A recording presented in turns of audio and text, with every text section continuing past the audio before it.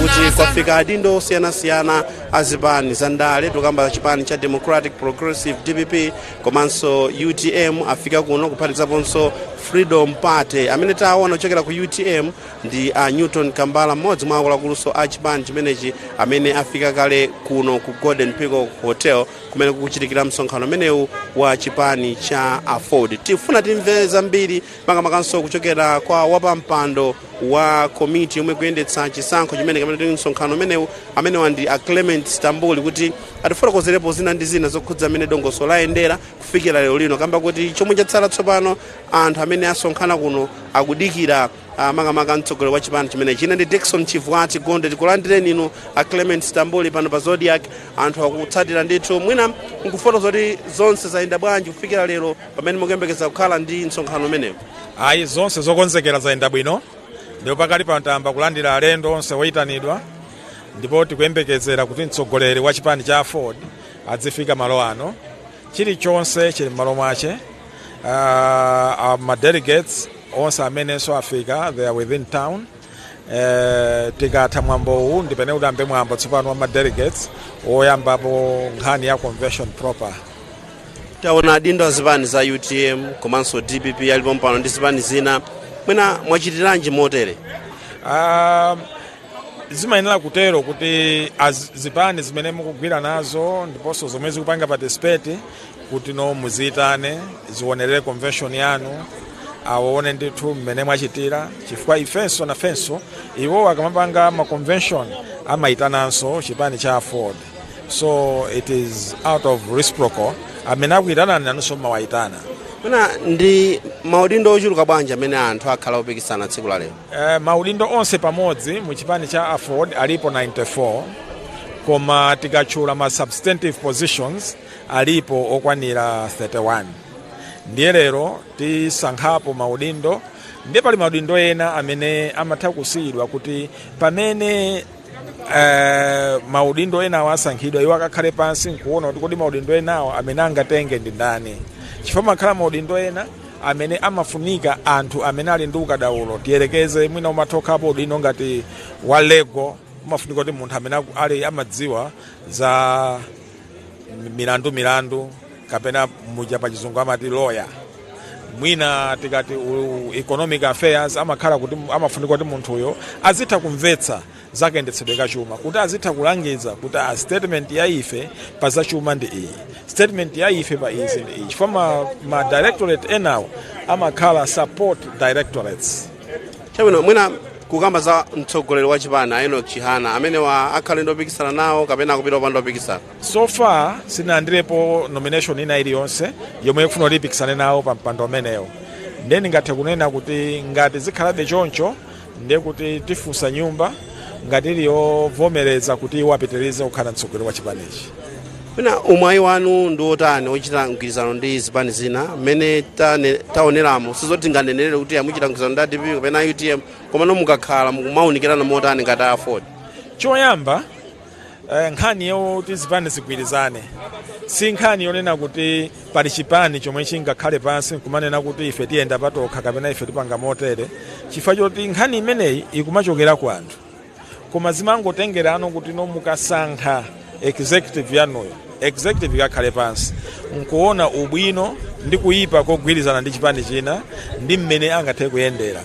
Chifukwa mudziko muno muli ma experiences amene anthu akumana nawo chifukwa cha mgwirizano ndi zipani zina. Ndiye mpofunika kuti executive ikasankhidwa ikakhale pansi nkuunika zonse nkuona kuti kodi ngati tingakhale ndi mgwirizano tiyenda motani. Brief in English, Clement Stambuli, you are the chairperson for the organizing committee of this convention. Take us through up to date. How has been the preparation? Well, all the preparations have been done and we have at least achieved what we wanted to see. And as I'm speaking now, all the delegates are in Lilongwe and the first session will be the opening ceremony where we will be having invited guests and also members of the diplomatic corps, among others. And thereafter, then it will be the convention proper, where the accredited delegates will go in and start deliberations. Before we start looking at all these other issues of elections, there are also other issues of housekeeping, revisiting the constitution and other things. Because for the party, and indeed any other party, the convention is the highest decision-making organ, where you change laws, update your constitution, realign it. So all those things will have to be done.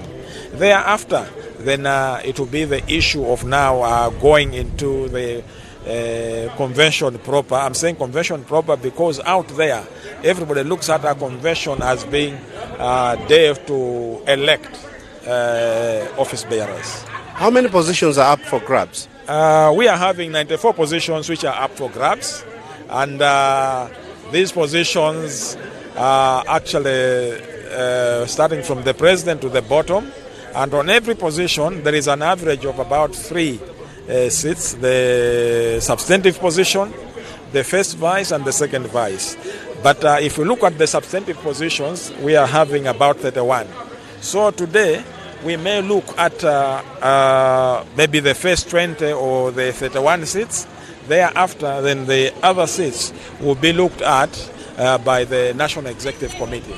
On the presidency, how many have shown interest apart from the president, Chihana? This far, there is nobody else who has expressed interest. However, we are having other people that have expressed interest on the operations, vice president operations, vice president strategy, and vice president administration. But in all these positions, we're only having one person. We have seen officials from UTM, Democratic Progressive Party, and other political parties. Why have you decided to have them in this particular occasion? Well, it is courteous to invite other parties, and in most cases, these matters and issues are reciprocal. Those who invited you, you also invite them to come and attend your convention. And it also does avail an opportunity for members and leaders to interact, discuss other issues of the CAF. We are looking at issues of alliances and other things. So a gathering like this does avail an opportunity for members to interact from various parties. Clement, thanks so much for your time. Thank you. Ito amene ndi Clement Stamboli wa mpando wa committee yomwe kuyendetsa Samson.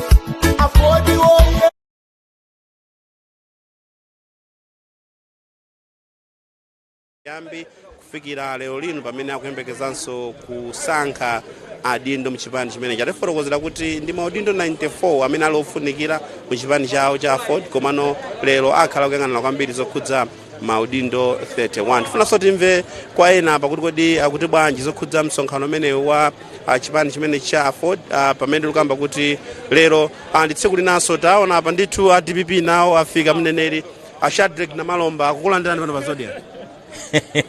Yes, takulandira nafeso. Chabwino, mungafotokoze kuti kupezeka kwanu lero kukutanthauzani? Nanga si ndife amodzi. Amalawi ife ndife amodzi, tayitanidwa kuno kuti zaonere nawo. Iwo aso anabwera ndeno nzako akuti konzu nawenso mati konzu chifukwa kitapezeka pano. Tinene kuti zikutanthauza pathu khala mwayo upanga nawo mgwirizano amenewo? Nkhani ya mgwirizano tu wa president athu His Excellency Professor Arthur Peter Mutharika anafotokoza kale. Ni nkhani yakuti yoti tingoyedzeka kaye tidzayiona kutsogolo kuno. Omwayedzeka. Yoyedzeka kaye. Nimisa anafotokoza chonchicha kuti ukabwera kumalo ngati kuno ndi kusonyeza mupanga alliance. Iwo anabwera ku convention yathu, ifeso tabwera ku convention yawo. Zako akatukozo umatiso ukonzuso. Koma nkhani yakuti yakutsogolo kuti enda bwanji imene tisiye kaye pano. Tiye tikonzeni zipani zathu, tionesese kuti zonse zili bwino, kutsogolo kuti zaziona meza khalire. Ni nkhani ya tsiku lina imene. You are here today. What does this signify? We are brotherly parties. Just to come to be here in solidarity, we are supporting them. We are supporting that with what they are doing. This is democracy maturing. They came to our convention, and we thought that we could come to their convention. They invited us actually, and I'm with the Secretary General inside. So that's just for that reason, nothing else. Should we say there may be a possible alliance with Ford? Let's not speculate. our president, His Excellency Professor Arthur Peter Mutharika, answered that question very well. For the time being, let's work on strengthening our parties. That it will be a subject for a later day, not today, and it doesn't mean anything at this stage. We wish you well. Thank you very much. Tutamino Shadrack Namalomba yemwe ndi mneneri wa chipani cha Democratic Progressive DPP kufotokozapo chifukwa chimene akupezekera malo ano tsiku la lero pamene tukamba kuti ndi msonkhano wa chipani cha Ford koma iwowa abwera ndithu ndi nthumwi zina kuchokera ku chipani chimenechi. Pano ndi mayi awa timafunanso timve kuyambirira kukulandirani pano pa Zodiac. Zikomo kwambiri. Mwina anthu akudziweni. Ineyo ndine Mrs. Gama kuchokera pakati chigawo cha pakati pa Central Region Lilongwe.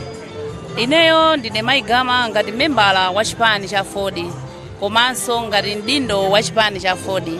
Moti tsiku la lero ndife osangalala ngati banja la Ford kukhala ndi mwambo waukulu umene tikufuna timangeso chipani chathu, tiumbeso chipani chathu. Kwa zaka 5 tayenda bwino, tikufuna tikonzeso kwa zaka 5 zina zikubwera. Ndifaka lero tikusangalalira, tikukondwerera chifukwa cha mwambo umene tinawo lero, mwambo wa convention.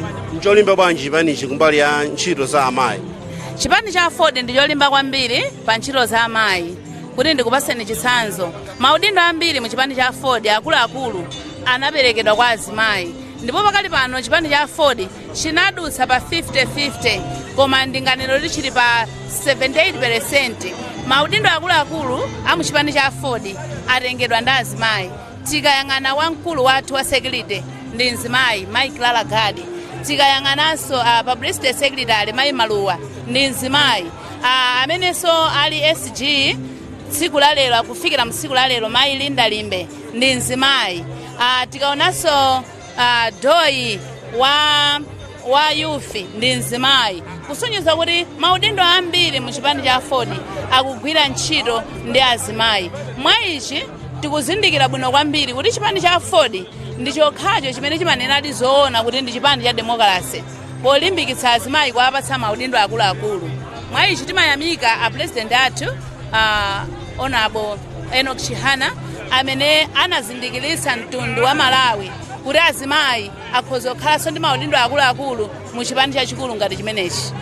Tathokoza kwambiri. Zikomo kwambiri. Ndimene zikukhalira kuno inu amene mukutsatira pa Zodiac TV, pa Zodiac Online komanso pa Zodiac Radio. Tikulandireni ndithu mwachimwemwe kuchokera kuno ku Golden Peacock Hotel mu mzinda wa Lilongwe kumene kuli msonkhano waukulu wa chipani chimene cha Alliance for Democracy Ford pamene kamba kuti lero ndi tsiku limene akhalenso akusankha adindo mchipani chimene chitamva kale kuchokera kwa Clement Sambuli kuti ndi maudindo ochuluka ndithu amene akhale akusankha tsiku la lero koma kwaukulu akufunisisa kuti ayika adindo amene so ali ndi ukadaulo. Anafotokozaponso kuti amene akhalenso mwina akuyang'anira kwambiri maudindo amene akwana kuti ndofunikira ndi nkhani yokhudza upangiri pa nkhani za malamulo komanso upangiri mwina pa nkhani za chuma awa kuti ndakadaulo amene akwena kuti awayiki kutengeranso ndi kuthekera kwawo sangangotenga munthu ina aliyense kumuyika pa udindo ngati umenewu ndimene akufotokozera. Nde tikupitirabe kuona mmene zilili kuno pamene tikamba kuti chipani chimene cha Ford chikuchita msonkhano umenewu pambuyonso pa zipani za PP komanso zipani za MCP kuphatizaponso DPP. Nde tifunanso tikhale tikumva makamakanso kuchokera kwa ena mamabunga amene abwera kuno tsiku la lero popeza kuti uwu ndi msonkhano wa chipani komano pamakhala ena amene amakhala ngati kuti owunikirapo zina ndi zina zochitika mzipani zimene zandali. Ndi amene mukuonera madelegate ndithu kufika achipani chimene cha Ford ku msonkhano uno pamene tikamba kuti ndi tsiku limene akuyenera kusankha adindo komanso kukambirana nkhani zosiyanasiyana za chipani chimene cha Ford. Funa timve kuchokera kwa Alingalireni Mihowa amene ndi mmodzi mwa akuluakuluso amene amaona nkhani zosiyanasiyana mdziko lino koma tukamba uno nkhani yokhudza iwo ngati mkulu wa bunge limeneli la Oxfam. Mwina mayi kukulandirani pano pa Zodiac tsiku la lero. Zikomo kwambiri tathokoza. Muli pano timadziwa kuti mmalimbikitsanso nkhani zokhudza kufunikira kolimbikitsa amayi pandale lero pamene tikamba za msonkhano umene wa chipani cha Ford mukakambepo motani? Zikomo kwambiri ife tikugwira ntchito ndi zipani pa project yathu ya 50-50 imene tinalandira chithandizo chokera ku EU. Iyi ndi convention ya chifolo kupanga observe. Tinapanga observe convention ya Malawi Congress Party, tinapanga observe convention ya DPP ku Blantyre, tinapanganso observe convention ya PP, komanso lero tili kuno panga observe convention ya Ford. Zipaniso za UTM ndi UDF zatiuza kale kuti zititana kupa convention yawo.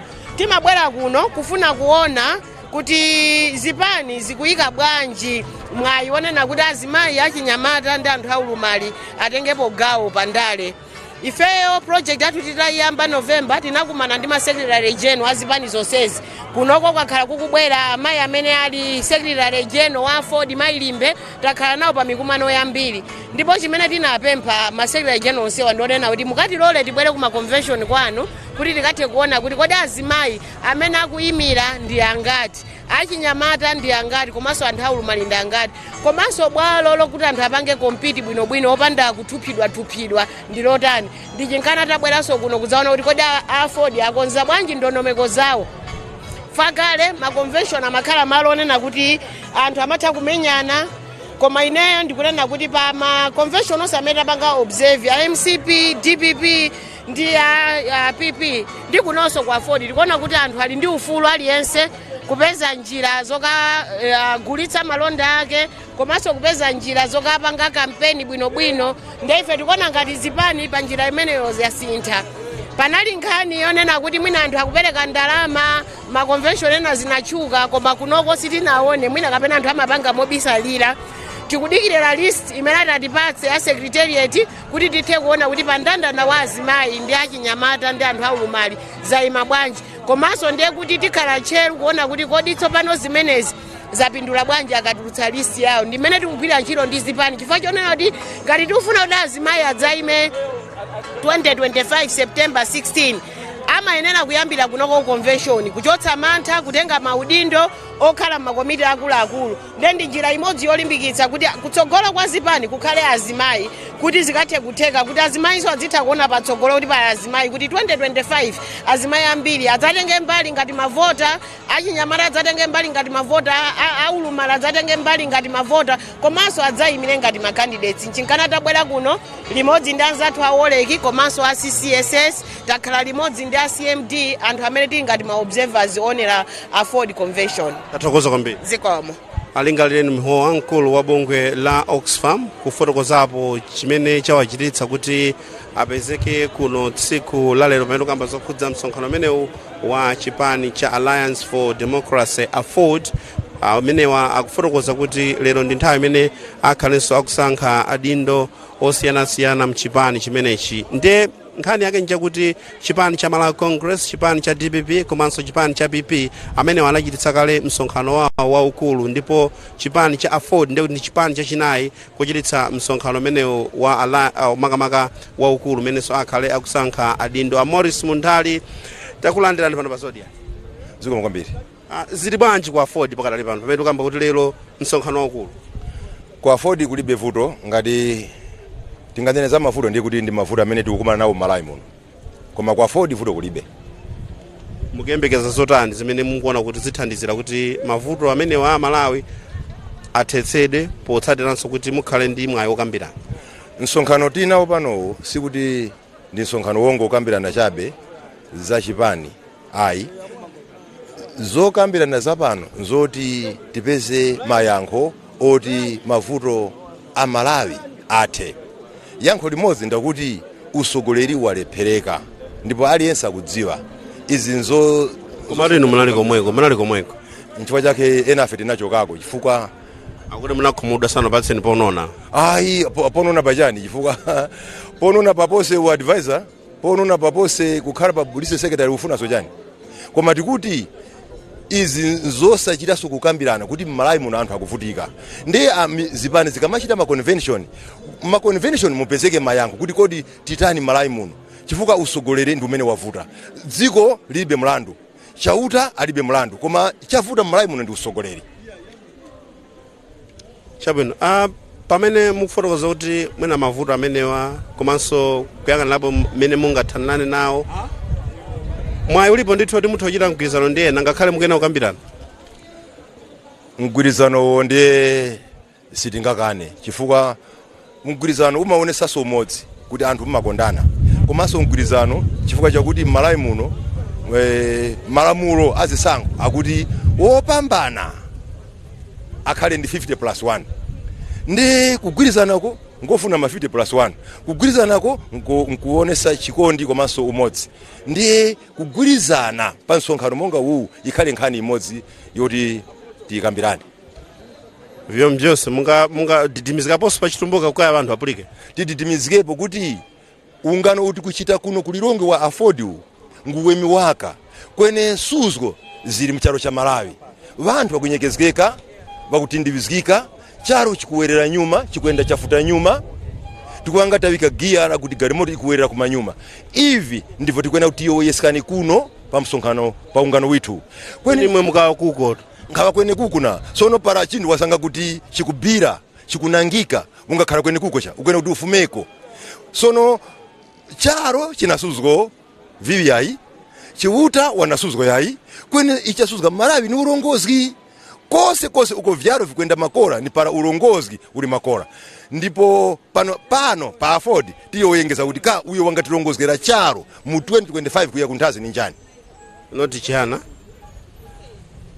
Chipenje wanyake chiuta wali mupenje wanyake wali kuti pakale ise eno Chihana ndiyo tizira pano na so para ukolerano mu zomerezwe kenge kuti nyake wadangire kukolerera nako aliyose Malawi muno akumanya kuti marango gasono ngakuti 50+1 tingaisanga peka pata unjikana kwenso kuunjikana kuwa pamoza kukurongoraso umoza na chinthemwa Malawi muno ivi navo tiyoweseka nengeso pano kwene ise witu pano ni Chihana ndipo Chihana uyu vangamdelera vantu cha chifukwa uyu vandamuyezgepo vamuyezge charo cha Malawi chisinthe vyo mbyose yeo ndithu kufika kwa ma delegate mene mukuonera mchithunzimo amene wanda amene akhale nawo pa msonkhano amene osankha adindo akukamba kuti ndi maudindo okwanira 31 ndi amene akhale akusankha tsiku la lero koma maudindo onse pamodzi amakhalapo 94 ndi kuti pafupifupi 59 ndi amene mwina sakhala akusankha maufunikirawo ndi amene akuti asankhe tsiku la lero malinganso ndi wapampando wa msonkhano umenewu wa afford amene wandi Clement Istanbul ndi mene tikufotokozera kuti lero ndi tsiku limene chipani cha afford chochitisa msonkhano wake pambuyo pa zipani za PP DPP komanso MCP ndi kuti ichi ndi chipani chachinayi kuchitisa msonkhano waukulu kutsogoloku kuyenderanso kukhala akuluakulu a chipani cha UTM komanso akuluakulu a chipani cha UDF amene akuyembekezeka kuchita msonkhano umenewu waukulu kodi kumene kuziyende motani zakhalanso tikupatsirani zambiri zokhudza mmene zilili ndi zipani zimenezi pamene lero tukamba kuti talunjika kuno ku Golden Peacock kumenenso kukuchitika msonkhano umene wa Alliance for Democracy Afford pakatali pano mtsogoleri wa chipani chimene cha Afford amene wandi Chihana sanafike malo ano koma tikuyembekeza kuti akhale akufika posachedwa apa pamene akhale akutseguliranso msonkhano umenewu waukulu. Afford ndi chipani chimene chikuchoka ndithu mzaka zambuyozo chimenenso chinali chimodzi mwa zipani zimene zinathandizira kuti mdziko muno mukhale zipani zambiri pamene amafotokoza a DPP amene wanda Shadrack Namalomba akamba pakuti kwa iwo akuyang'anira kuti agwirizane motani ndi chipani ngati cha Afford pa nkhani yokhudza mgwirizano pamene alephera makamaka kutsindikapo kuti kodi izi zikutanthauza kuti akhale pa mgwirizano ndi chipani chimene cha Afford zimene zakuti zidziwika kutsogolo chimodzimodzinso akuluakulu a chipani chimene cha Afford kudzera mwa Clement Istanbul atifotokozera kuti pakali pano nzovutirapo kuneneratu kuti iwowa akhale pa mgwirizano ndi chipani cha DPP kapena mwina zipani zina ndi apa ndi mpatsire nzanga madalitso phiri mkatimu atipatsire kuti kodi zikuoneka motani pamene tukamba kuti panja pano tudikira kuti afike mtsogolo wa chipani chimenechi amene wanda Chihana.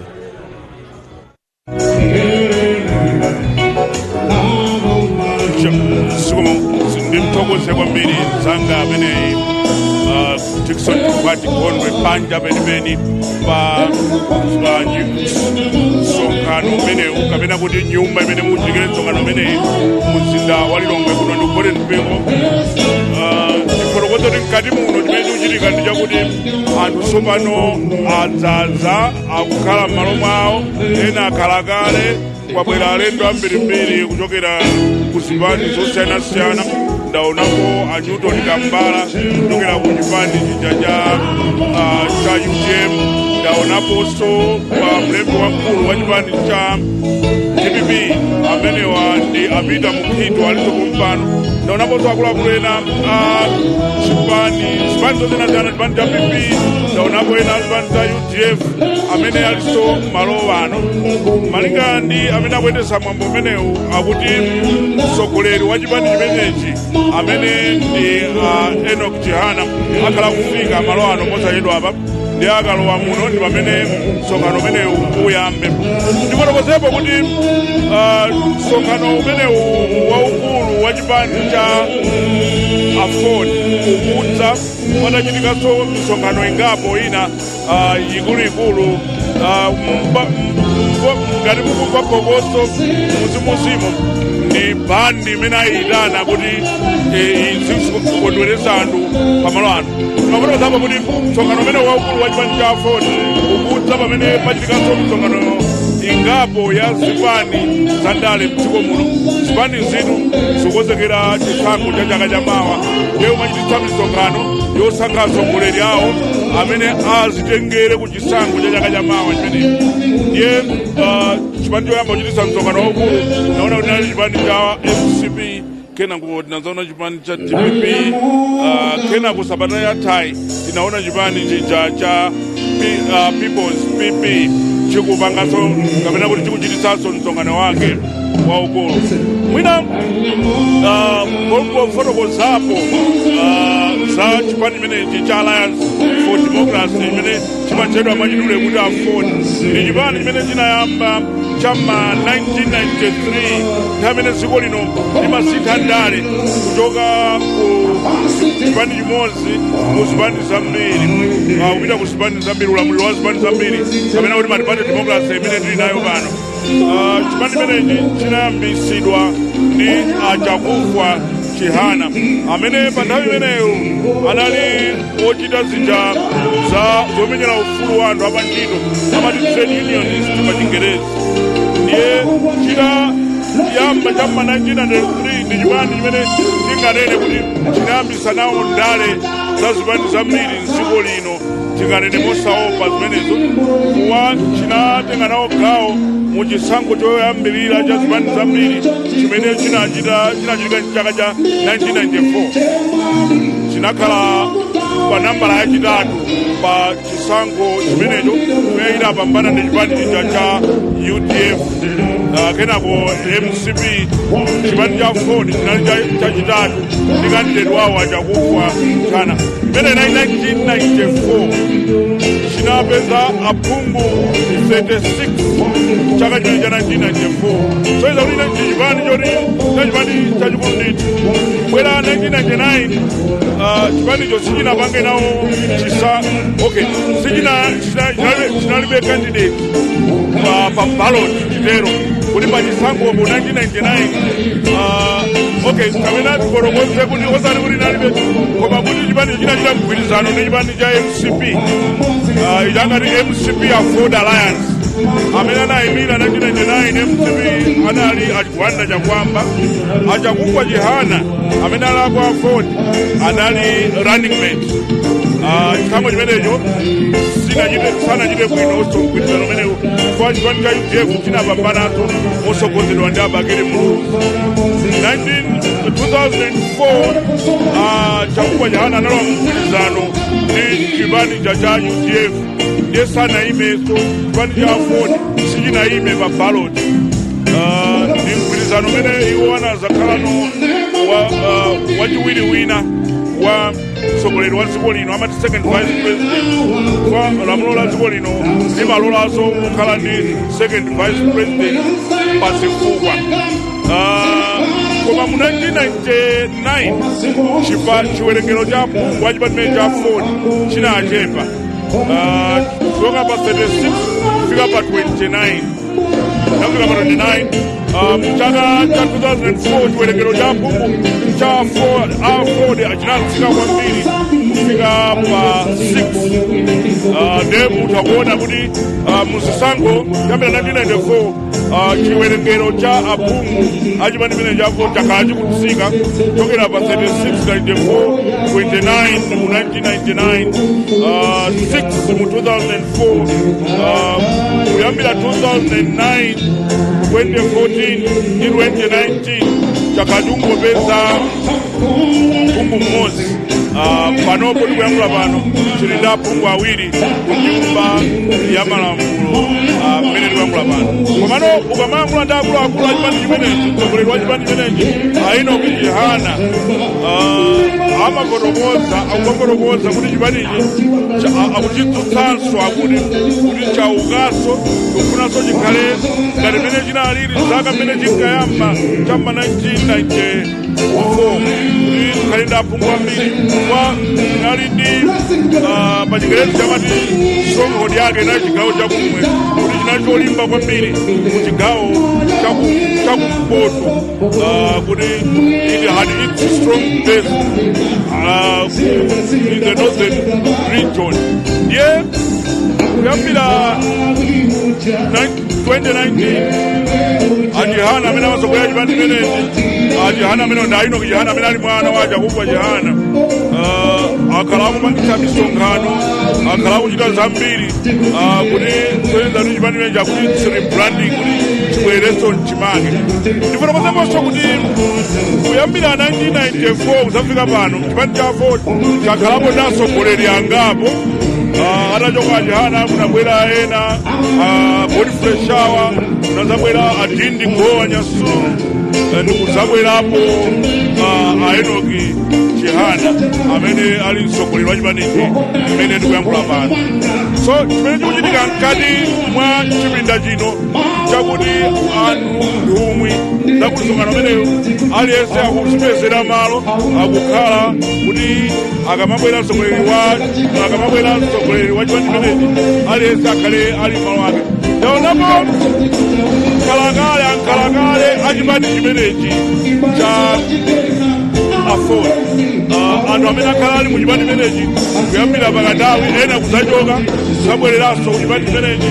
Ndaonapo anthu ngati Agrid Lero Mwamondwe anakhala phungu wa chipani chimenechi kukalonga kwa nthawi yayitali kwambiri, anazachoka kuyamba chipani china chake nkati Mgode patakhala kusamvana pakati pa mtsogoleri wa nthawi imeneyo Achakufwa Chihana ndi zina mwa nduna zake.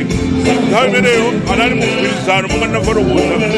Ndiye Chihana ananena kuti basi tikufuka mu mgwirizano ameneyo.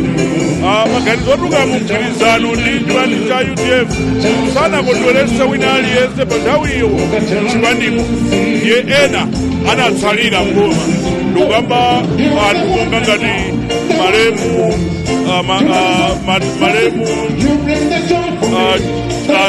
achipeta mabomba achipeta Malemu Doda Matembo Simbe Nsunda kunali anthu ngati Doda Dennis Chiwa ndiye nambiri amene anatsala mboma la Abakiri Muluzi atakana kuchoka mgwirizano umene analowa Chihana atanena kuti tituluke mu mgwirizano umenewu. Zatonse zaka za 1999 2004 anabweranso ku mgwirizano umenewu monga ndinafotokozera muja. Chihana anali nduna yoyambirira mboma la UDF limene akatsogolera ndi Aphingu Amtali wina chaka cha 2004 asanayambise chipani yawo cha DPP. Chihana Achakufwa amene anatisiya anali nduna yoyambirira ya zaumo ya agriculture amakamaka nduna ya za agriculture zaulimi.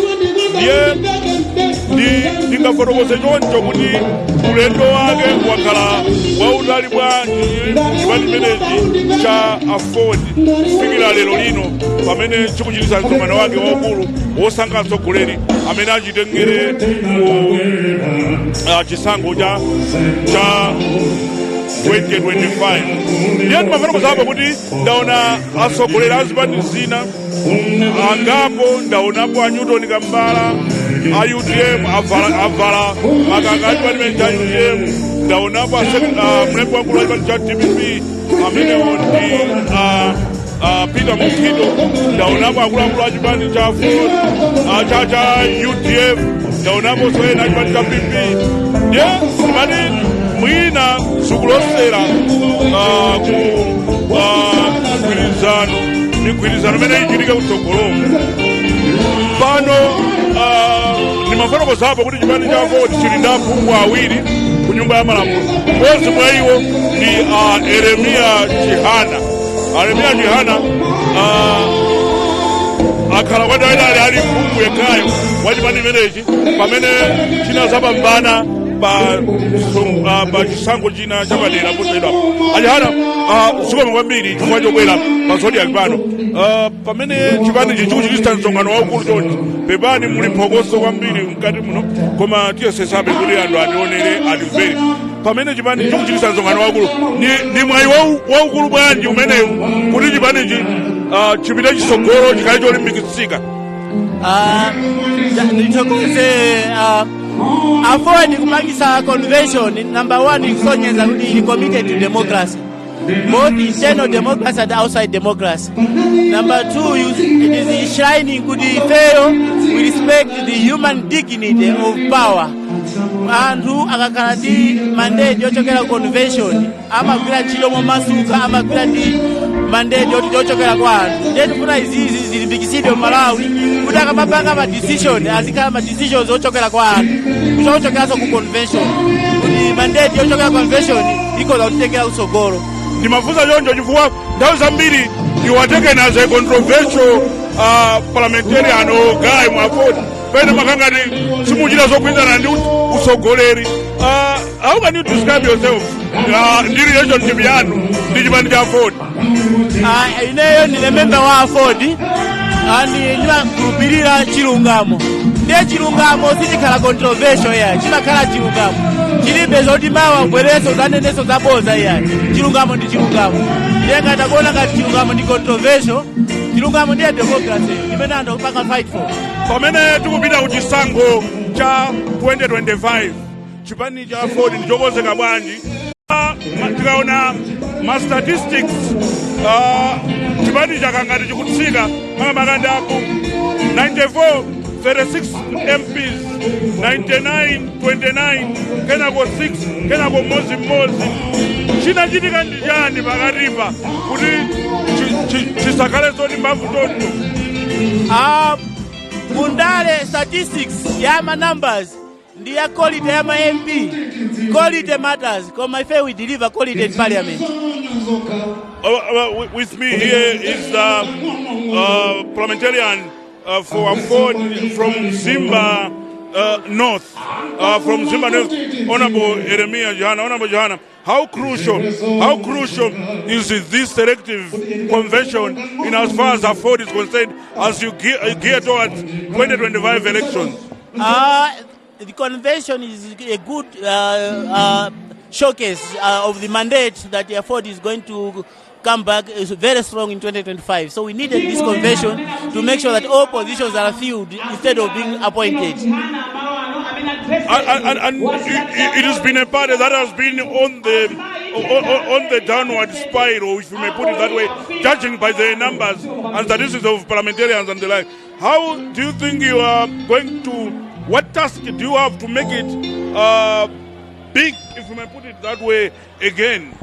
The party, apart from the convention, before the convention, we have built structures nationwide to make sure that we bring not less than 50 MPs come 2025. Thank you very much, Honorable. Thank you. So that's the Ford parliamentarian from Zimba North, that is Yeremiya Chihana. Amene akulengeza muzinthu muno akufotokoza kuti eno Chihana mtsogoleri wa chipani cha Ford atsala pang'ono kulowa malowa mchipinda chino, wafika malo ano nthawi ina iliyonse akhale mwina akulowa mwina padakali pano ndimpatsire mzanga Dickson Chifuati Gondwe panjapo. Dickson ngati kundimva kuti tatiuze kuti panjapo pakuchitika zotani pamene anthu akonzekera kufika kwa mtsogoleri wa chipani chimenechi cha Alliance for Democracy Afford amene ndi Enoch Chihana kufika ndithu malo ano pamene tikamba kuti msonkhano umenewu ukhale ukuyamba makamakanso kutsatira kufika kwawo pamene Afford yafotokozapo kuti lero akhalenso akambirana zina zosiyanasiyana zokhudza chipani chimenechi ndipo akulandira ndi amene wa Timothy Ntambo yemwe ndi wachiwiri kwa mtsogoleri wa chipani chimenechi cha Afford 2024 Afford Convention tili kuno ndithu ku BICC imene mukuonera mchithunzimo pamene tikamba kuti amene wa Enoch Chihana ndi amene tsopano afika pamene akuluakulu a chipani chimenechi cha Afford akuwalandira kuno ku Golden Peacock ndipo iwowa akhalenso akulankhula kwa nthumwi zomwe zafika tsiku la lero kuno ku Golden Peacock. Alliance for Democracy President Afford. Thank you so much. Yeah, fire. Moto wake ukhalota. Wakulu kwa base. Eh, onata UTM DPP abweranso kuno kupatsani support. Kwambiri. Mwina mgwirizano kapena. Friendly forces. Chabwino amene ndithu ndi Enoch Chihana kufika malo ano kukambapo zokhudza kubwera kwa atsogoleri a zipani zina mwangati UTM DPP Freedom Party amene afika kuno yowatu alandiridwa ndi wachiwiri kwa mtsogoleri wa chipani chimenechi amene ndi Timothy Ntambo komanso achinyamata amene akuimba nyimbo zawo zochemerera mtsogoleri ameneyu komanso kuchemerera chipani chimenechi cha Afford ndimene zikukhalira kuno ku Golden Peacock chipani cha chinayi kuchititsa msonkhano waukulu pambuyonso pa zipani zina zimene zachititsa msonkhano waukulu masabata apitayo kapena kuti miyezi yapitayo zipani ngati DPP, MCP komanso PP koma lero ndi imeneyi Afford imene ukuchita msonkhano wake wa ukulu kulowa ndithu mchipinda chimenechi chimene mukuchitikira zonse pamene nthumwi zosiyanasiyana zafikanso kudikira makamaka mtsogoleri ameneyu wa Afford.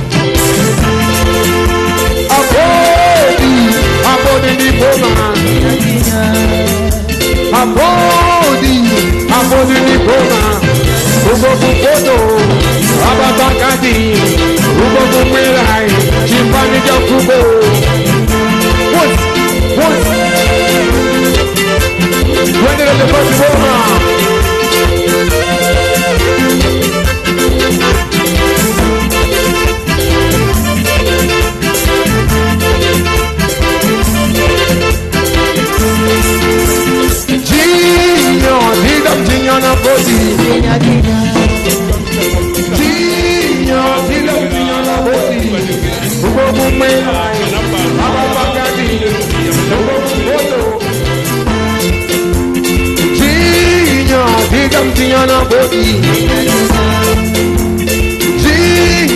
tikamtinyana bodi ubo kumwerai ababagade ubo kumbeto abodi nipoma chipani cha fugo umarawe Sikama kwa mbili Nachokoza. We may take our seats, ladies and gentlemen. Welcome.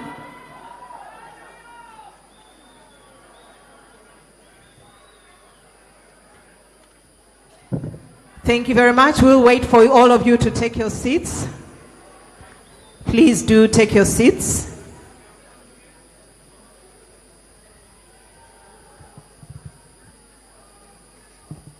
Thank you very much. Welcome, our President and Madam President. Before I go any further, and before I recognize all of you in the house this morning, I would like to call in front Reverend Muntali to give us an opening prayer. Reverend Muntali.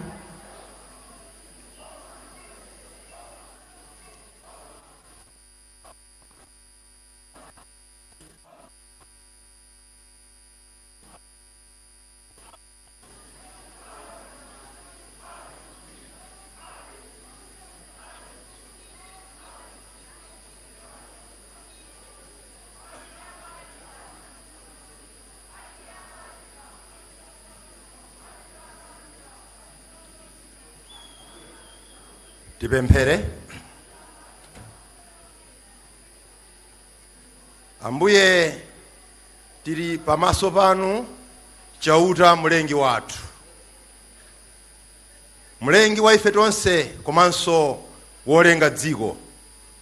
Zammulengalenga ndi china chilichonse. Tiri pamaso pa inu amene muli nafe cholinga nchifukwa chake moyo wathu uli m'manja mwanu, sogolo lathu lili m'manja mwanu, komanso chochitika china chilichonse chilinso m'manja mwanu. Tikukudalirani Yehova chifukwa inu simunambe mwanama, simunambe mwalepherapo. Nchifukwa chake tikafika pamaso panu tikudziwa mukakhala nafe china chilichonse nchotheka. Ndinu Mulungu wabwino. Koma pakuti mdierekezi Satana anachita kulowa mdziko muno, munamusisira konkuno, nchifukwa chake mudziko mmakhala zisokonezo. Tilire pamaso panu Yehova kuti chisokonezo china chomwe tikuchiona ncha mudziko lathuli. Ambuye sitingachite kunama pamaso panu, munachita china chilichonse polikondera dziko la Malawi. Kuti likhale lopambana, likhale lolemera, likhale lonyadiritsa dziko ili. Koma tsoka ndiro dziko la Malawi likusokonezeka, dziko la Malawi likusochera, dziko la Malawi likuchita ngozi, dziko la Malawi ili lukhala ngati ndi mkaka koma mwagwera zinchenche mkatimo. Tikukudandaulirani Yehova kuti umu simene mukufunira inu Malawi akhalire ayi, angakhale banthu banu ayi. Nchifukwa chake iye amene anganene kuti Malawi muno zonse zili bwino, limenelo ndibodza pamaso pa inu mchauta. Sono tikamakhala chonchi monga msonkhano wa afodi, komanso msonkhano wa zipani zina zilizonse, makamaka zipani zasonkhana munozi. Chomwe tili nacho mmutu mundifunso kodi tikunka kuti ngati dziko. Chifukwa chake tikusonkhana pamodzi kuti tipeze yankho. Tikamanena za ana anu akenani kuja mafuna akafike kukenani kuja ana Israeli aja inali 40 years yokha muchipululu, koma Malawi wapitirira 40 years iyo. Tikadali muchipululu momuja mpaka funso Malawi kodi tifera momuno. Chauta kumambako mutimvere kulira kwathu, tisafere muchipululu ichayi chifukwa cha usogoleri wolephera ayi. Chifukwa msogoleri woyamba ndi inuyo, tisogolereni kuti muchipululu monga vanthu akulirira panopa tisafere umwayi tichokemo tikafike komwe mukufuna Malawi akakhale akapezeke. Lord, you have done everything for this country, and for this country to be rich we have everything that we need. Fortunately, these are the things that we can see even with our own eyes. We can touch with our own hands. Everything is available. Lord, we cannot blame you. But we can blame those who loot this country, who steal from Malawians. We can blame those who have failed to lead this country. We can blame those who are so selfish. We can blame those who do not have any vision at all. They have no clue as to where to take this country to. Those are the people we can blame. Otherwise, Lord, everybody who wishes Malawi well must come together. Coming together in one solid block. And when we are together, we will always say, enough is enough. And Malawi can do better. But we cannot do better with the crop of leaders we have now. And this is clear before you, Lord. Because they also know they have failed. But Lord, when we cry before you, it's like we knock and you are going to open the doors for us. And that door, we can see that the door is going to open. Malawi is going to be liberated. Chiuta charo chanunka charo chachitangozi. Kwene titaye Malawi tingataya cha. Kandi ndicho ncharo chitu. We only have this country to call home. And whoever messes this country and messes up our economy and messes up our livelihood, that one must go. Because, Lord, we know that you wish us well, but there are people who don't wish this country well. So help us. We are looking at 2025 elections. You are the one who is going to guide us because you love this country. So now I hope tikuti uyo tamuoneratu kuti uyu watondeka kuendesa garimoto hii mbweni kumpoka wakara lisensi cha kwenda kumfumia muo mgarimoto umu. Tikumanya fumu chiuta kuti pati kuyoya ntheura wali yose wanga wana pembo lake kwenese pembo luti tikuti tikulira ta Malawi ise tiri mchipinda ichipera cha vipani vyo visa pano pera cha when everybody in this country is crying, weeping for a better Malawi. Sunu tukulabiska kusu kutafuma uka Yehova chiuta mbwenu tawa mabu kwenye tikumanya kuti penda sikugwa apapa tikuchalira ulendo huu ngochokera pano kufika pa September chaka cha mawa nyasi zose zizatha chifukwa ulendo huu utanyamuka ndipo tukakuthandizani Yehova situkagwira ntchito indifeyo koma tukathandiza inuyo kuti Malawi wakonzeke. That's why panoba ndi msonkhano wa Afodi tikuti mudaliseni Enoki Kamzingeni Achakufwa Chihana ndi mkazi wake Tadala ndi chipani chonse cha Afodi mudaliseso anzatu amene akuzatifungatira pano kufunira zabwino Afodi ndi leadership komanso kufunira zabwino Malawi. I think when we are this united, nobody can stand against this force. This wind is too strong for anybody to stand it. Because we are not getting united for the sake of it. We are getting united to kick out whoever is messing this country up.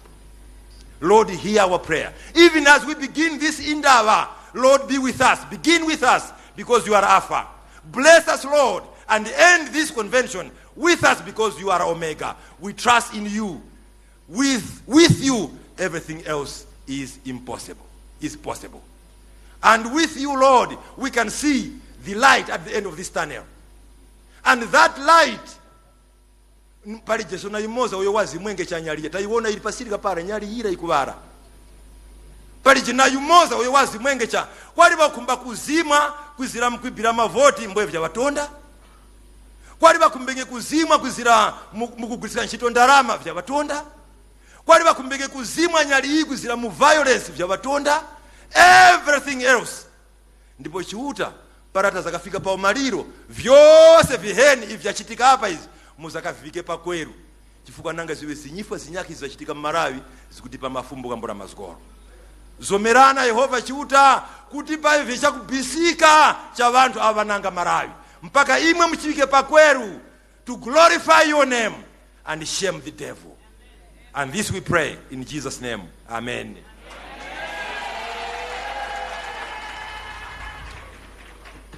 Amen and amen. What a powerful prayer. Our President and First Lady and all distinguished guests, I would like to ask you now to stand for our national anthem. Please let us all stand.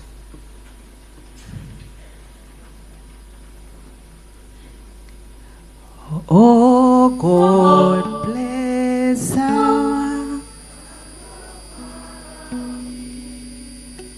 keep it a land of peace.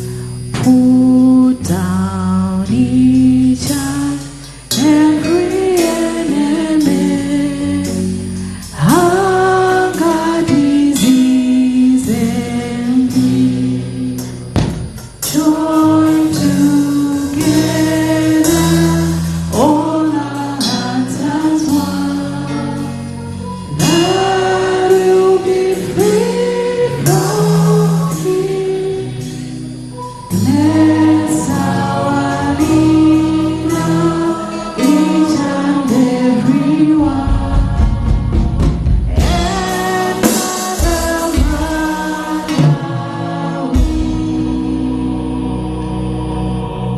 we may take our seats. Thank you.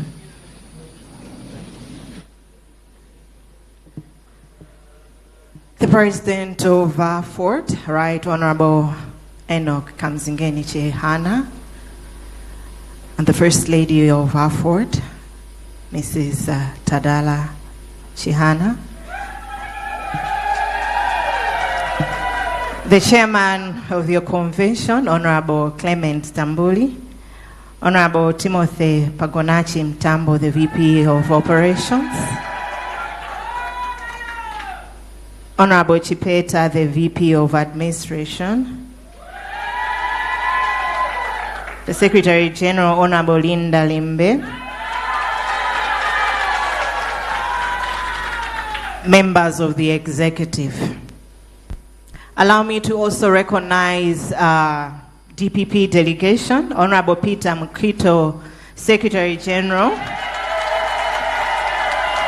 Honorable Shadrach Namalomba, Publicity Secretary, Honorable Dave Luemba, Deputy Director of Elections, Honorable Grace Kalele, Deputy Organizing Secretary, Honorable Dayton Musa, National Youth Advisor, Honorable Mvoliwa, and Political Affairs.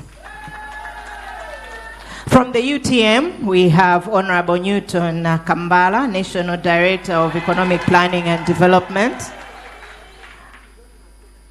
Honorable H. Mavuto Banda, National Director of Social Welfare, Honorable Rashid Piri, says RG Center, Honorable Mrs. Elsie Mituka, Regional Director of Women Center. From the UDF, allow me to recognize Honorable I. Baisi, Honorable L. Kapininga, Honorable K. James, Honorable Jane Makaika, Honorable Jane Omar, Honorable E. Banda Mrs., and Honorable T. Manda.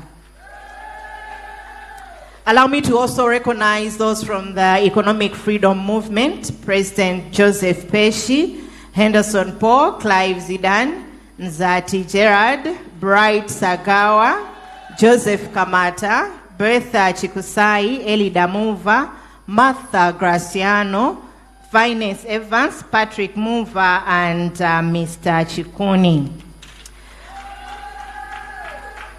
Allow me to also recognize those from the Freedom Party, Honorable Clara Bandawe, National Organizing Secretary, Honorable Alinafe Banda, Constituency Chair Lady, Honorable Chris Chilasa, Constituency Secretary, Honorable Evelyn Pichesi, Constituency Youth Director, Honorable Mercy Shingoli, Constituency Deputy Youth. Allow me to also recognize all the members of the executive of the AFORD. Esteemed guests, as I've already recognized you from other political parties, even those that I have not mentioned, please feel welcome. Members of the diplomatic corps, delegates and candidates. Muli bwanji. Welcome to the 2024 National Convention for the AFORD. Let's put our fingers up. Yes, there we go. Thank you very much. Taking you through the program this morning, my name is Fishani Mwanyongo. Muliuri Mose.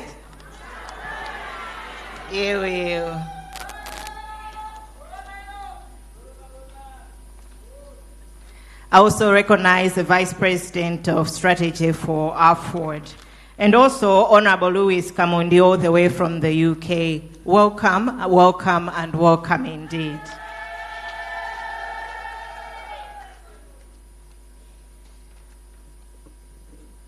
This morning, I would like briefly to give a bio for the AFORD.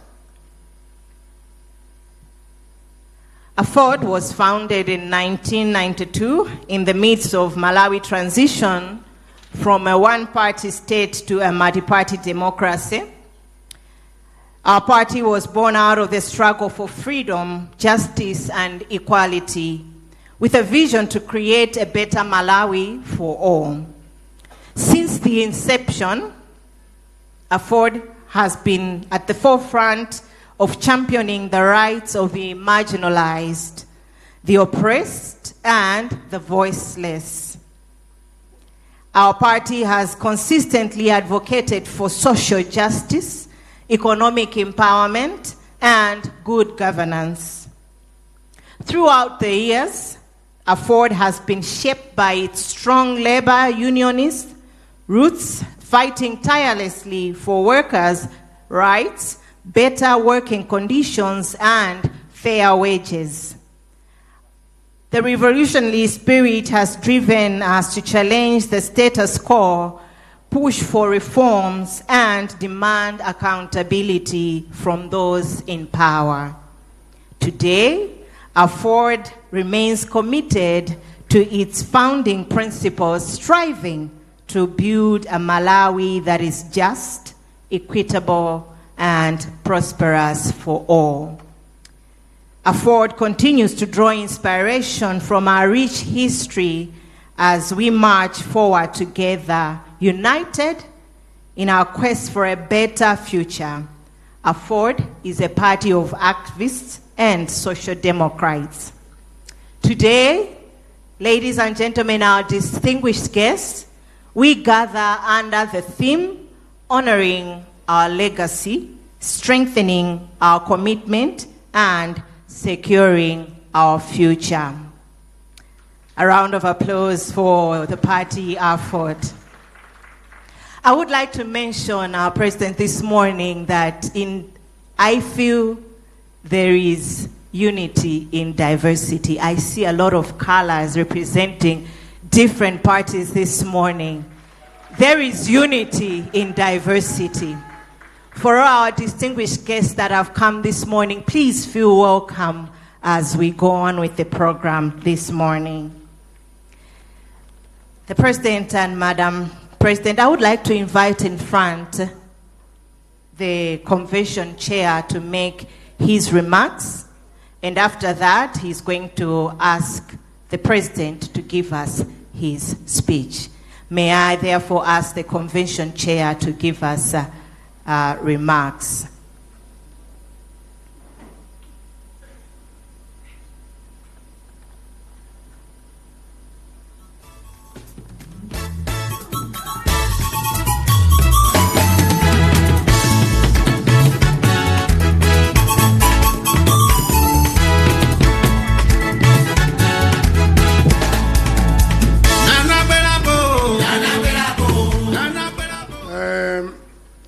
Zikomo kwambiri Ananakwika pang'ono, convention chair ndine Green Lulilo Mwamondwe. I'm the national chairman of the party and the chairman of the convention. I welcome the president of AFOD, Right Honorable Enoch Kamzingen Chihana, Madam Tadara Chihana. Those who don't understand the name Tadara, we are lucky. AFOD is lucky. Etwe. You are welcome. All executive vice presidents, all directors, invited other parties as mentioned. I don't have to labor going through, protocol observed, and the diplomats and all those that are here, and all delegates from all the 28 districts. That means the regions, chairmen, regional committee, district committees, constituency committees, you are all welcome.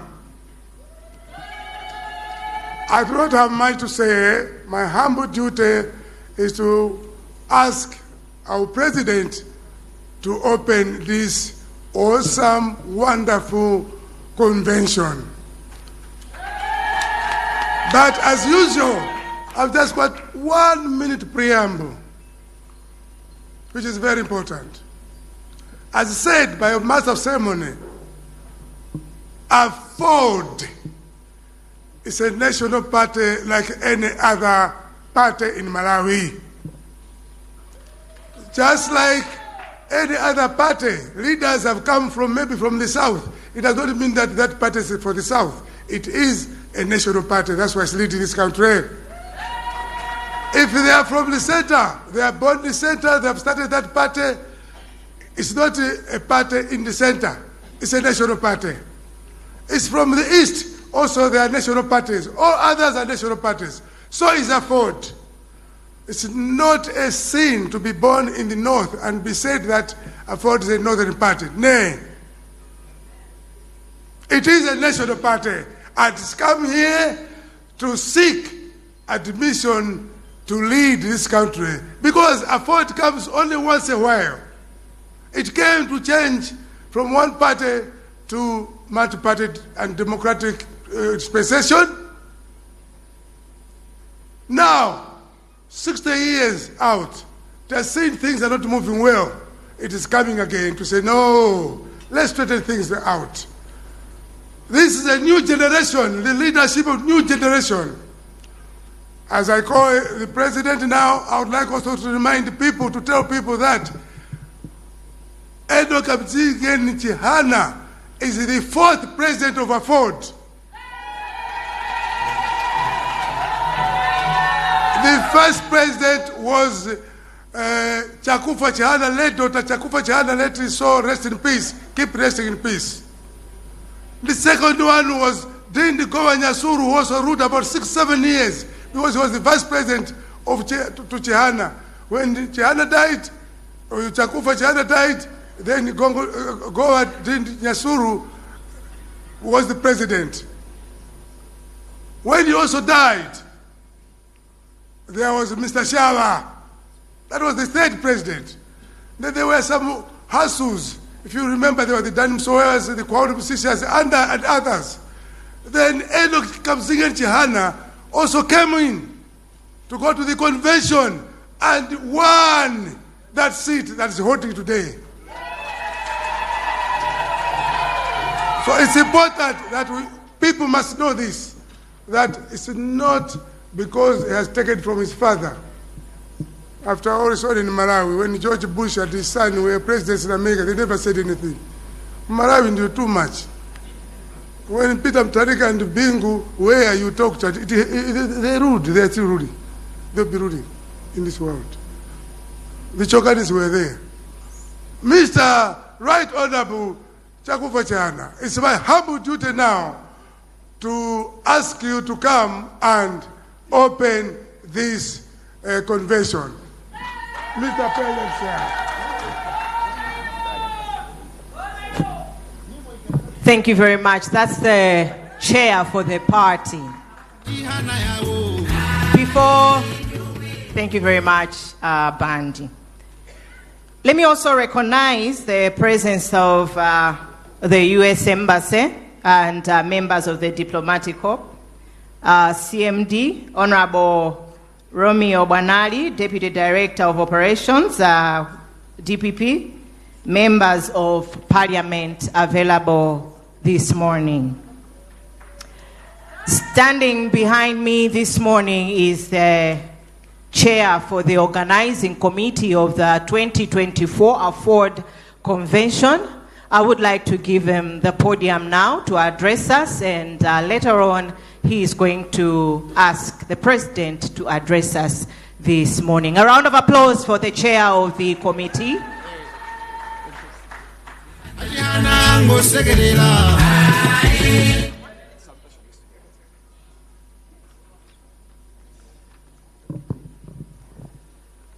President of Afford, Right Honorable Enoch Kanzingen Chihana, Vice President of Afford Operations, Right Honorable Timothy Pagonachi Mtambo, Vice President of Afford Administration, Honorable Chipeta, and Vice President of Afford Administration Strategy, Honorable Imran Sharif, Chair of Afford, Honorable Mamondwe, Secretary General of Afford, Honorable Linda Limbe, and all members of the National Executive of the party, leaders of various parties here assembled, and let me also take this opportunity to make a special mention to the Secretary General of the People's Party, Honorable Ben Chikame, who is also with us, and his entourage. Members of the Diplomatic Corps,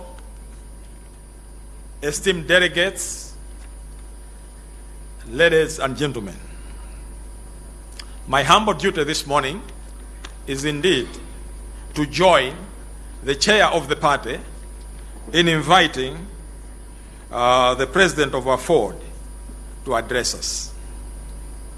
However, before I go further, I just want to offer a small apology to our invited guests for the delay that we experienced this morning. However, I would want to assure you that everything is in order and well. As the Master of Ceremonies has already elaborated, Afford is a party that was established in the early 90s alongside other parties such as the United Democratic Front in fighting against injustices which were happening in this country. Because the fight was not simply to usher in multi-party democracy, but the fight was there because this country was marred by a lot of injustices which were caused by the then single party, the Malawi Congress Party. So Malawians had thought that enough is enough and things had to change. And also, let me take this opportunity to thank our bishops who fought then by coming out to criticize the Malawi Congress Party, which was an impossible thing to do at the time. And also other denominations of goodwill through the Public Affairs Committee who fought gallantly to change things in Malawi. Today, when we talk about these things, people take it for granted. Even the youth today, they don't understand that there were these things. But it took people who had to sacrifice their life. And one of such people is a distinguished son of Malawi in the name of the late Dr. Achakufwa Tom Chihana. As already said also, our theme is honoring our legacy, strengthening our determination, and securing our future. I would want to ask the various parties here assembled to take the theme, reflect on it, and realign it with whatever we shall be doing as we plan the next elections. Out there, Malawians are calling for change. Out there, Malawians are calling for unity. Out there, Malawians would want to see a better Malawi for them today and the future. That responsibility is not placed in any other people other than the leaders who are assembled here. So as leaders, as we interact, off the cuff, we must be able to be discussing and looking at what we think Malawi should be. Because the Malawi that we're having now is not the Malawi that people out there would want. We are having our youths today who are qualified, having diplomas, having degrees, without jobs. If you look at our youth as they walk in the street, you may not know what they hold academically because they are reduced to beggars. They can't do anything else. All this is because, as a country, we have lost direction. We need to realign ourselves, bring ourselves on the rail, and not look at our own personal thinking, not look at our own personal interests, but put Malawi first. To put Malawi first, we need to change Malawi. To put Malawi first, we need to join hands. To put Malawi first, we need to think of the future of Malawi, the future of the youth of this country. Right Honorable Chihana, you have a duty ahead of you. You have a duty, together with your party, to sit and think. You have a duty, together with the executive that will be elected today, to shape the future of the party alongside other parties in shaping the future of Malawi. With these very few and brief remarks, it is my singular honor and privilege to ask you to address the people here assembled. Thank you so much, Mr. President.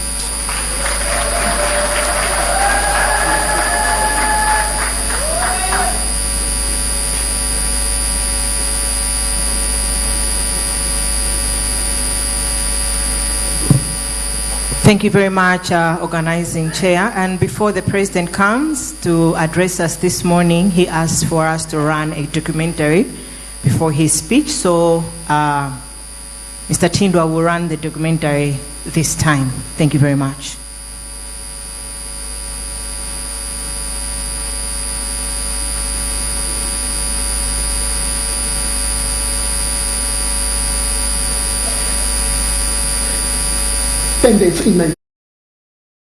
Malawi's politics cannot go without history since independence in 1964.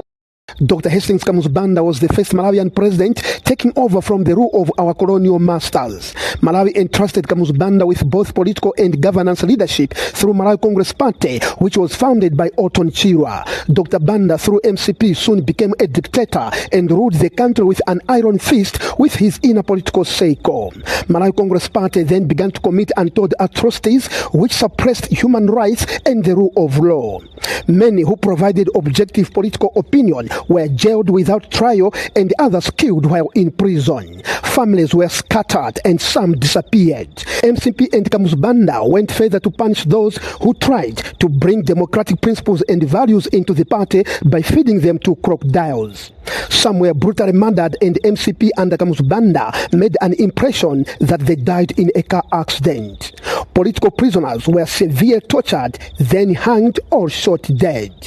But there were some political prisoners who survived by the grace of God and went in exile after being released, reflecting on other lives and those they left behind in prison, including how Malawians were suffering under the political brutality of MCP. Prisoner Tom Achakufwa Chihana, who spent several years in cell number 4 with others, said enough is enough.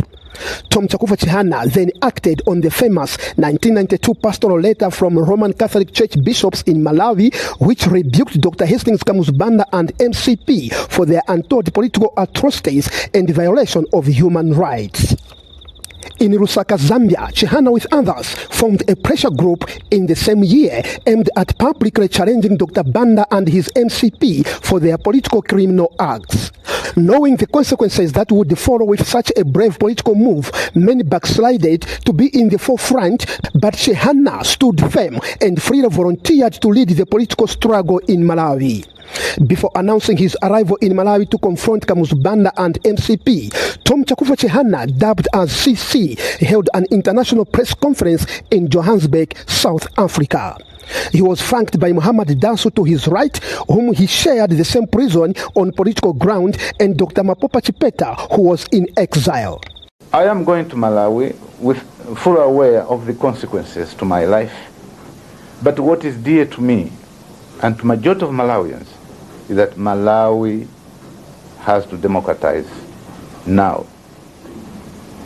Because the suffering of 30 years has been a waste to human resources.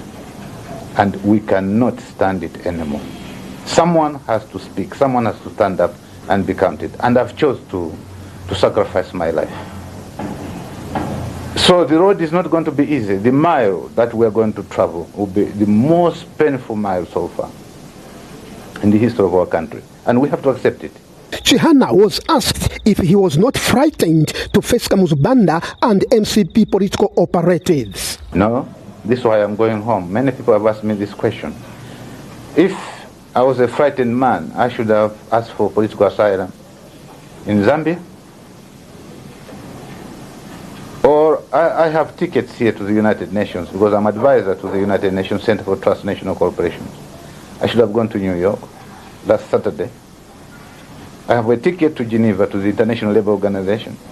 I should have gone to Geneva. Many governments have asked me for political asylum when I was in Zambia. I said no.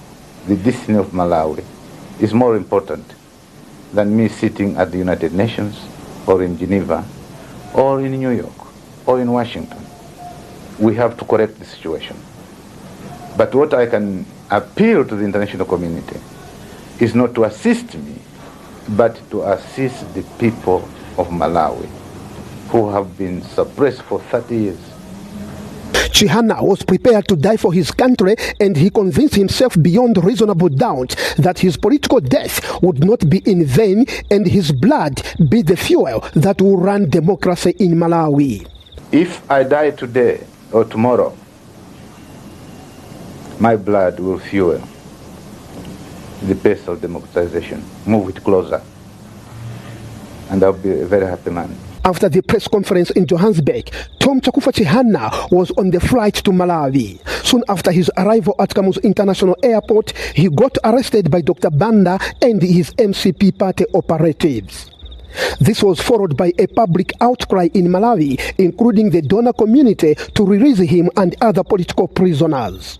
Due to this pressure, Chihana was released and he formed a pressure group which called for referendum in 1992 for the country to decide whether to continue with one-party system or bring in multi-party democracy. Dr. Banda and MCP succumbed to this.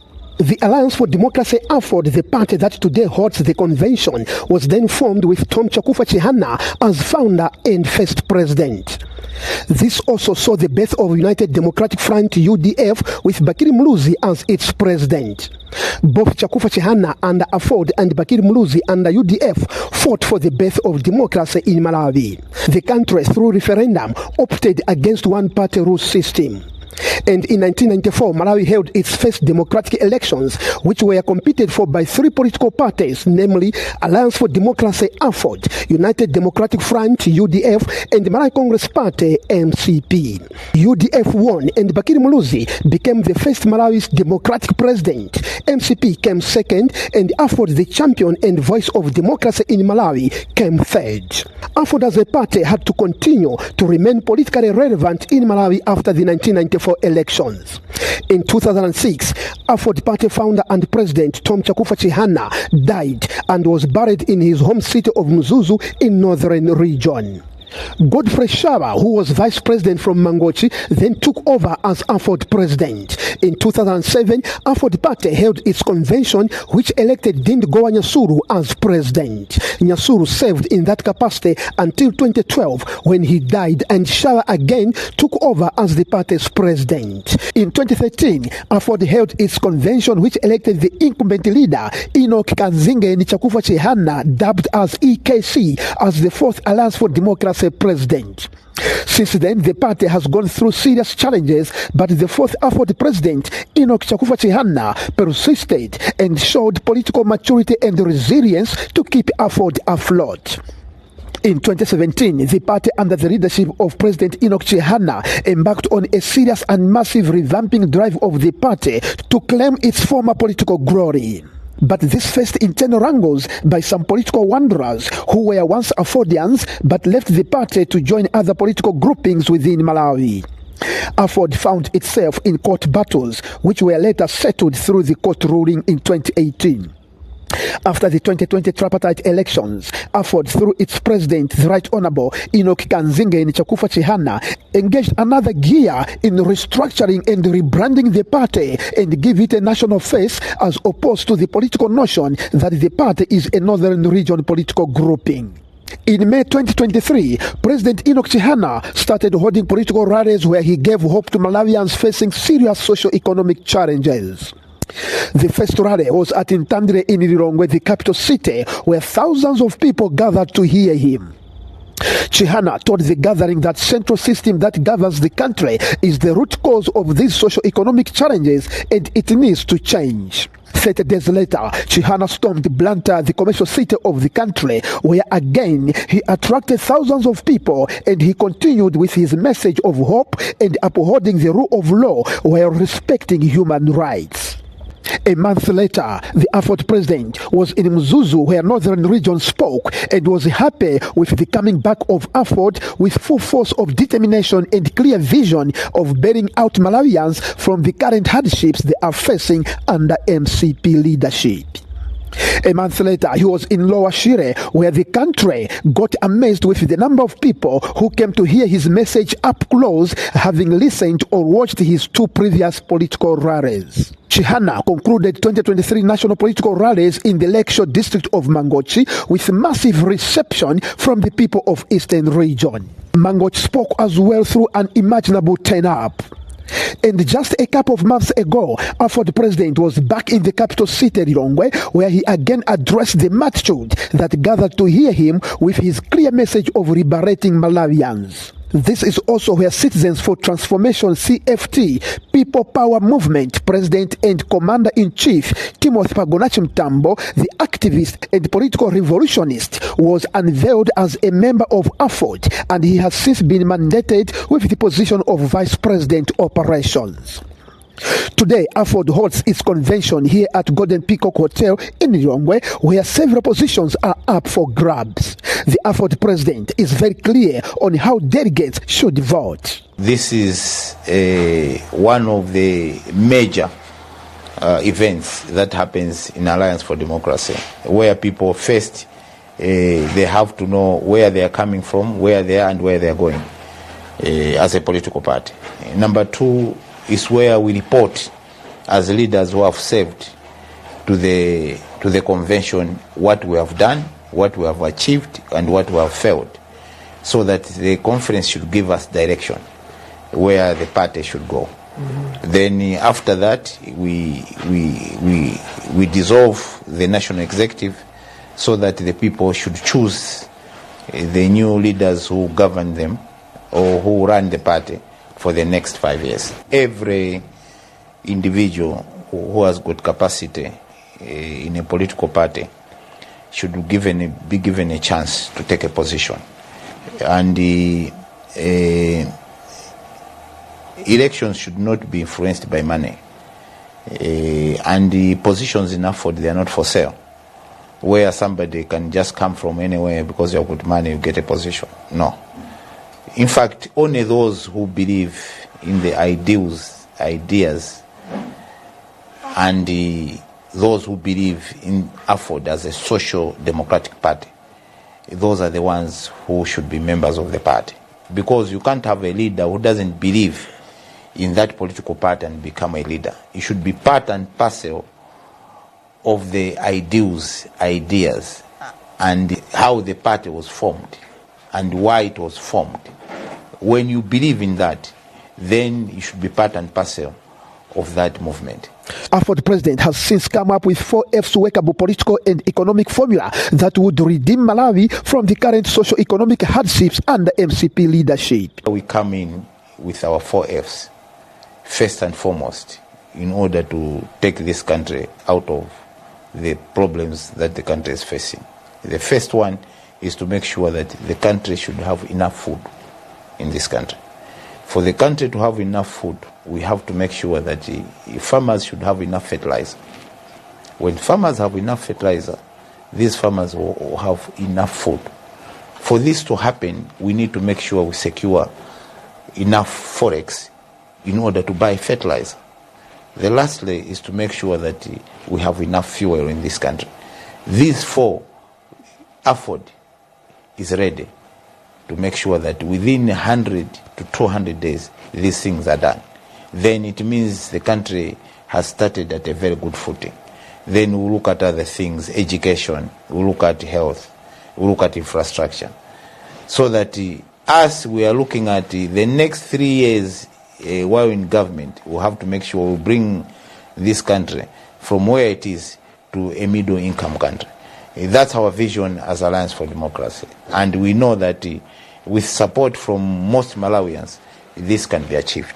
Chihana means this as he is an international business person specializing in fertilizer and fuel dealings on an international business level. Chihana is not alone as he has assembled enough political arsenals to achieve his vision in line with the party's political values and ideologies. Afford is an institution that is founded by activists, an institution that is founded by revolutionaries, an institution that believes in the true tenets of democracy.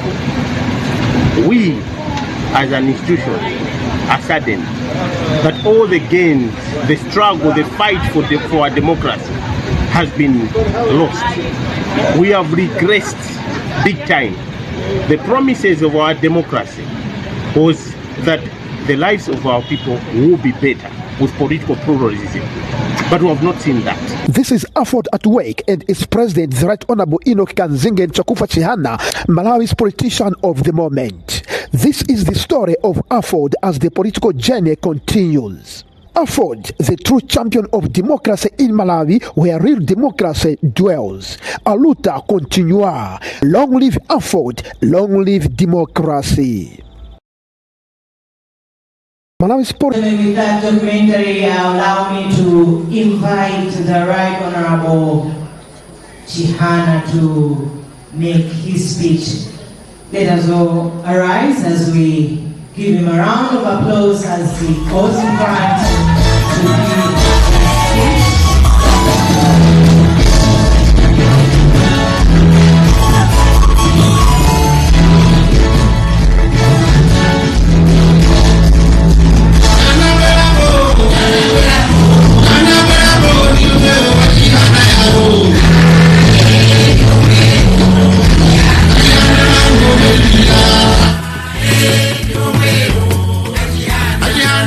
Segerela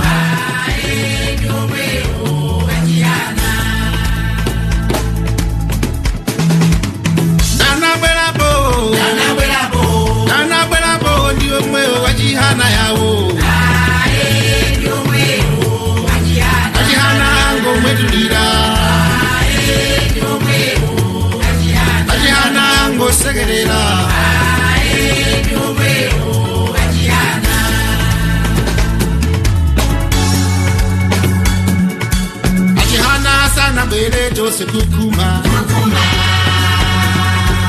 Chihana sana bwere tose kukuma Kukuma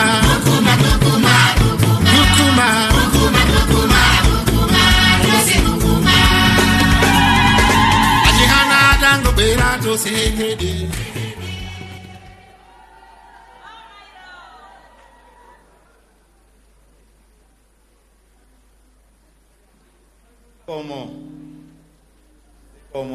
Zikomo. Tili convention ya Chipani ndiye zala ziwiri. Kumbuyoko zala ziwiri kumbuyoko. Tawi! Nifuna ku State House adziwe kuti tili pano ulendo okalowa kumeneko ndi adzidzimuka ngati akugona nthawi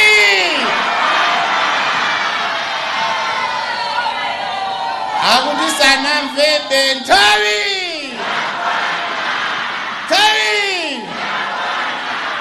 liti kuti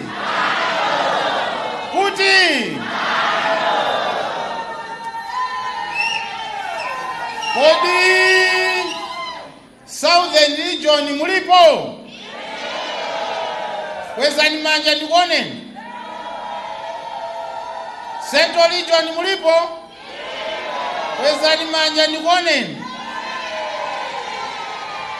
Kukaya kumpoto mulipo? Kwezani manja ndikuone.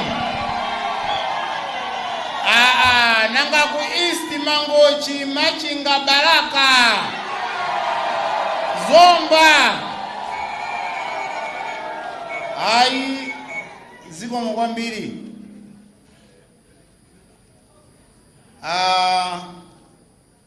The DPP Secretary General ndi timu yonse ya DPP ndakuonani. Komanso UTM ndi my brother Kambala Newton, my colleague iwe Belo Ntumba ine Belo Ntumba ndakuona UDF nonse mulipompano mwamva tachoka kutali mmodzi ndakuona ni pano. Komanso anzatu a Freedom Party ndaona bambo Njofu Yalema ndi timu yanu, members of the diplomatic corps, komanso apetra ndakuonanso ni mulipompano, komanso ma affiliates athu awiri CFT mulipano, komanso economic freedom fighters mulipano ndakuonani. Komanso ndipeleke ulemu kuma vice president nonse atatu, Honorable Mtambo, strategist ndao napo Sharif, Dr. Sharif, komanso Dr. Chipeta,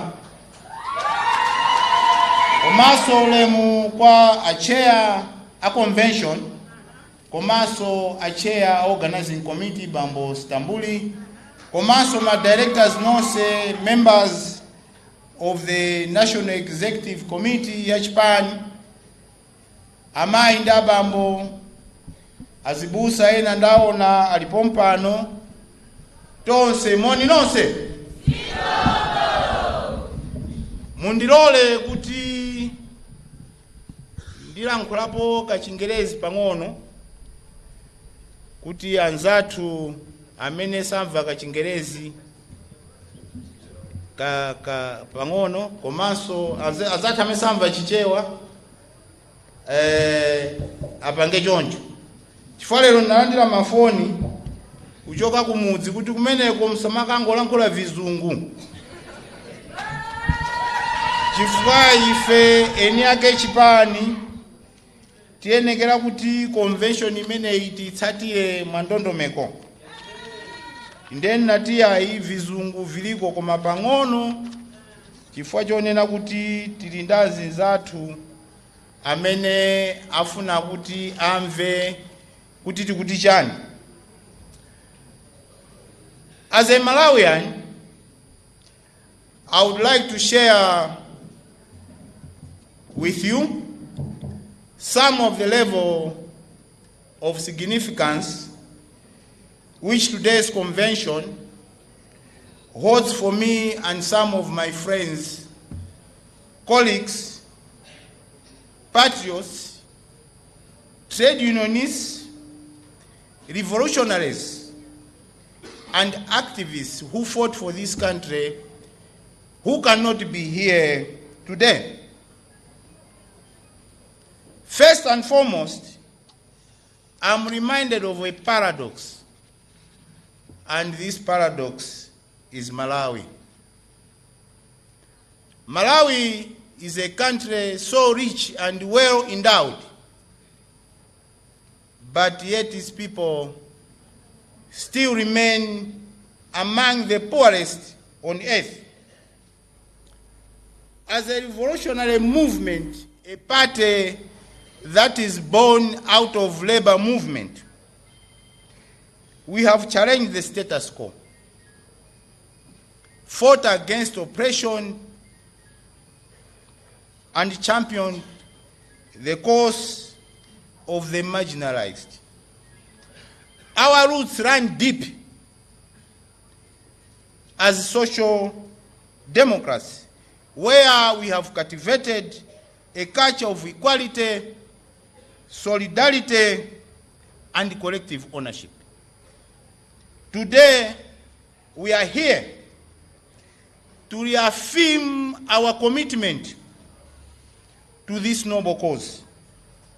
We gather here today under the theme,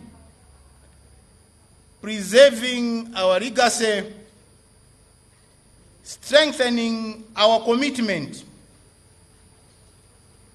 and securing our future. My fellow Malawians, the future of this country is in tatters and in disarray. The leadership, the government is confused and they are lost. For sure, as a country, we can't continue like this. Corruption in this country has become a cancer that is killing the nation's potential. My brothers and sisters, we can't continue like this. The rule of law in this country is disregarded and impunity reigns. Indeed, we can't continue like this. We can't. The presidency itself, where it is, has become an institution of self-entitlement and not service. We can't continue like this. Malawians are struggling every day. No food, nothing to eat. They can't even afford the school fees for their children. As a country, we can't continue like this. We have a debt in this country over 15.1 trillion, which the government of Afford, DPP, UTM, UDF, and others, pa 17 hapa tukutenga.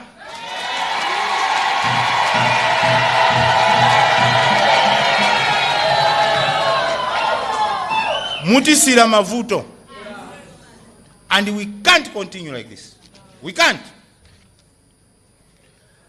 As a country, after 60 years of independence, we can't take chitumba nkumaenda nacho cha empty, begging money from donors, and the donors telling us how to run a country, and we come back and say, tinapita ku China, akatipasa ko 15 million, tinapita ku America, apanga zakuti, depending on IMF, World Bank, we can't continue like this. 60 years still begging. We can't. We can't continue like this. Ladies and gentlemen, I liked the verse yomwe ananena a former president ku Blantyre.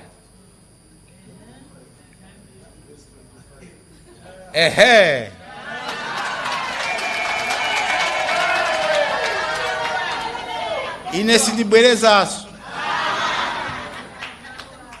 Koma indeed, because of many zachitikira mdziko muno, it has made all of us to come together, reflect where we are coming from, where we are going. Ine ndaima pano ngati president wa chipani cha Alliance for Democracy, si chipani cha ching'ono, si chipani chamba kumene, ndi chipani chomwe chakhala zaka 30.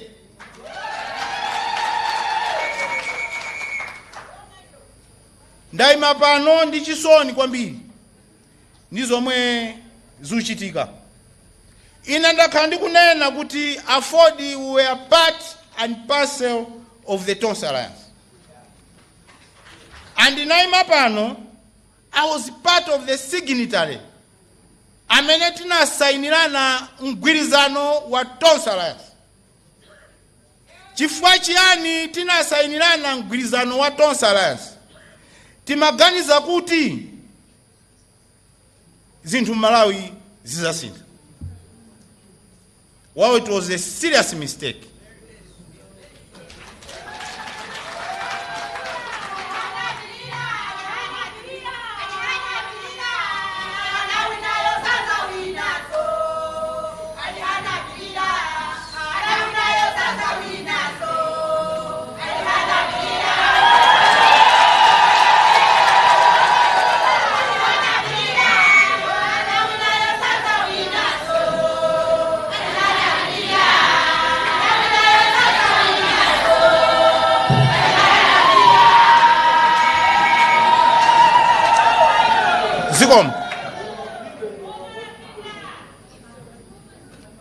And amene tinasainira Tonse Alliance tinalipo anthu 4.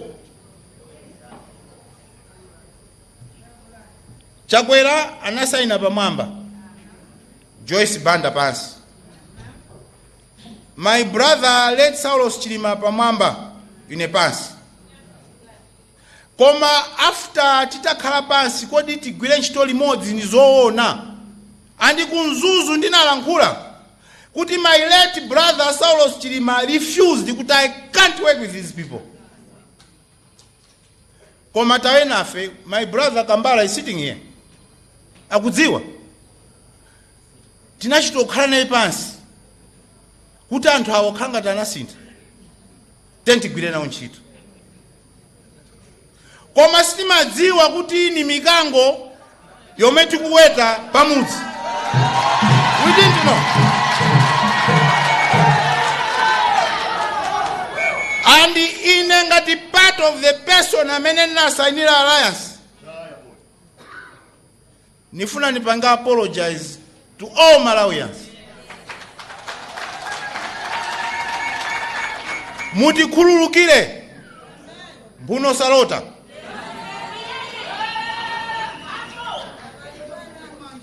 Mbuno Salota. Koma tisanganeza kumbuyo, sopano tianganeza kutsogolo.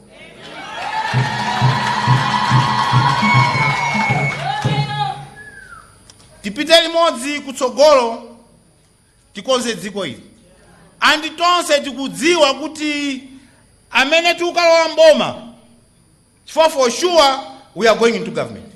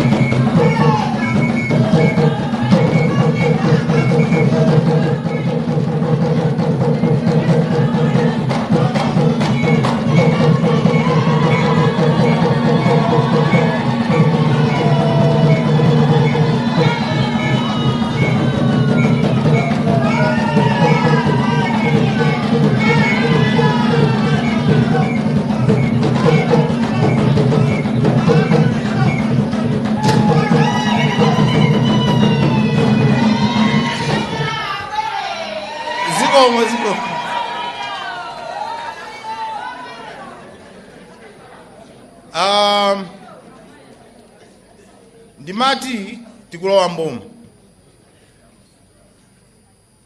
anzathu mu afodi msakayikire tikulowa mboma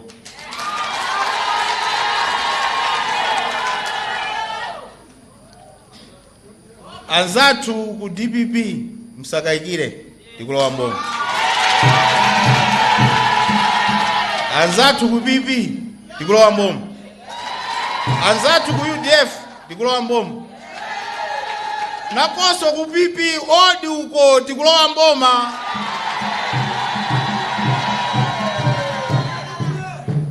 tikulowa mboma UTM wakudziwa tili limodzi tikulowa mboma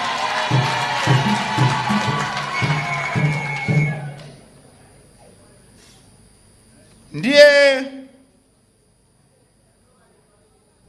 ndipanga za reverse chifukwa kanakhalanso nkhano wapa podium zimasiyana nzolankhula pano ndifuna kuti at a certain point tose tidzuka tikumbukire my late brother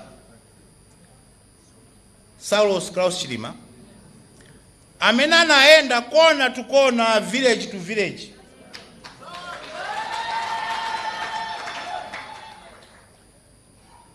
kuti ena azidya masandwich kusanjika kuchikokobe kunzuzu ndi apo china chomwe ndifuna ndinene nsanakhale pansi ndi chakuti chipani cha Ford sichinayambike chifukwa choti anthu awiri atatu ayambana. No. Ife chipanichi chinayambika chifukwa chakuti mwaona documentary anthu anazunzika mdziko muno. And ife sitizalola kuti wina chifukwa mvotera wapita ku State House agwiritse ntchito police and army to intimidate citizens.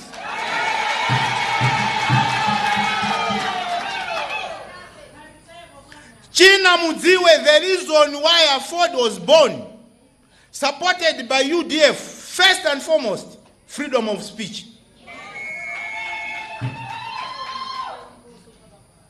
Freedom ya Alankhula. There's no way Alankhula pano kapuku wina nene kuti akumanga. Zimene zoai. Kulibe.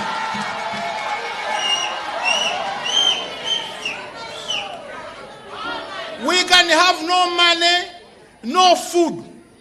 Come freedom of speech, there's no one in this country who can take that away from us. Kulibe. Kulibe. And if as many as avomereza here, as a part, chifukwa ndipo ugona pachitumbuka amati chitopoko. Mtima watu ife Ford amagona pamenepo. Ulankhula metinga alankhulire. Ukhala mchipani chomwe tingafune. Kuvala mene tingavalire. Ndiye na ulowa mboma ayambaso zija tinacho sazija pitirizani muone. Musa zachiteso.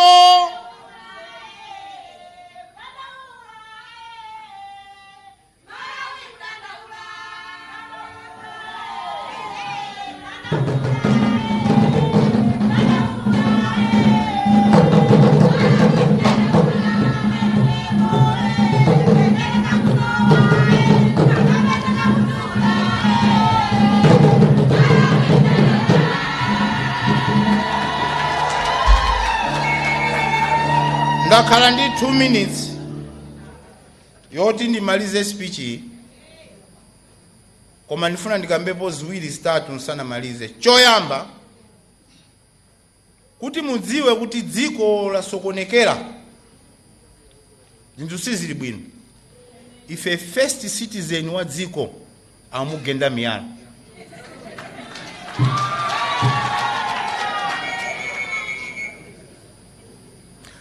Munthu oyamba amene amayenda ni protection futi, tear gas, pepper spray, chilichos, protected to the maximum, the president was it. Under Malawi, it doesn't matter who the president is. The moment the president waziko augendedwa akutawa, the national security of the country is at stake.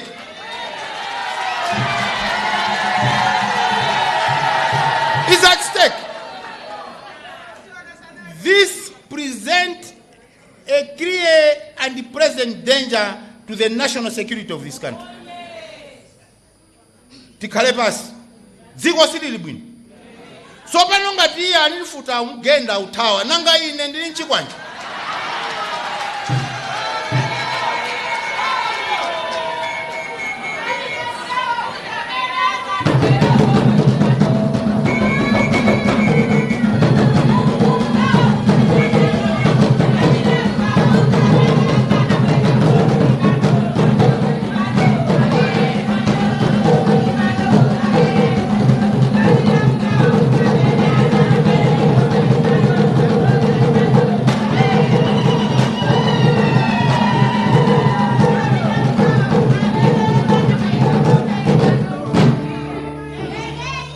Yeah, so takamba zoti chilowa mboma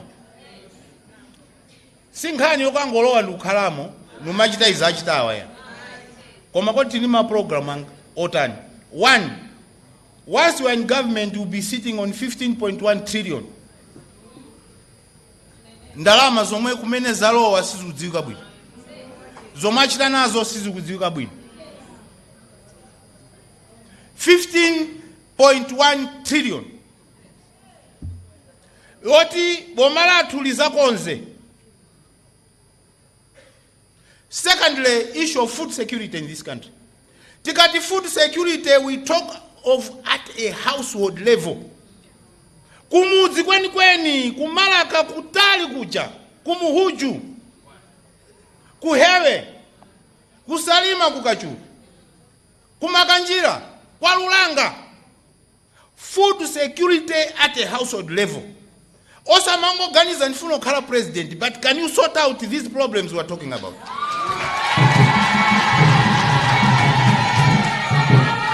Don't just promise Malawians. The Gachita is the question is, where are you going to get the money? Ndama sikachoka kuti. Singa Mango Kara Madalina Madonna's here. They have also problems. I lived in America for 15 years. There's no American who can cheat me about America. I know it east, west, north, south. I've traveled. There are problems in America. There are problems in Europe. There are problems in China. There are problems everywhere. He's sitting here, he knows. There's no way we can keep on 60 years after independence begging from these people. I have said Malawi is rich. It needs a Sogoleli organizer.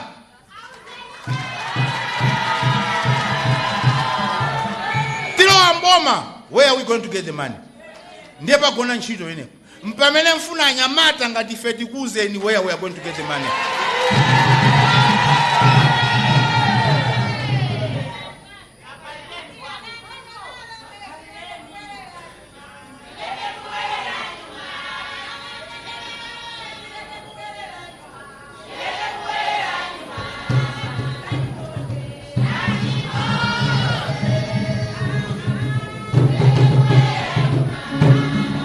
Timalizi.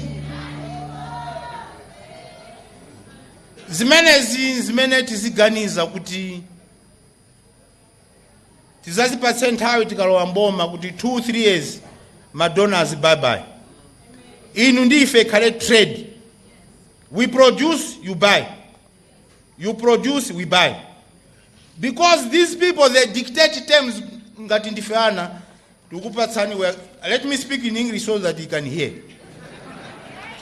What they say is, look, you want aid, reduce the civil service.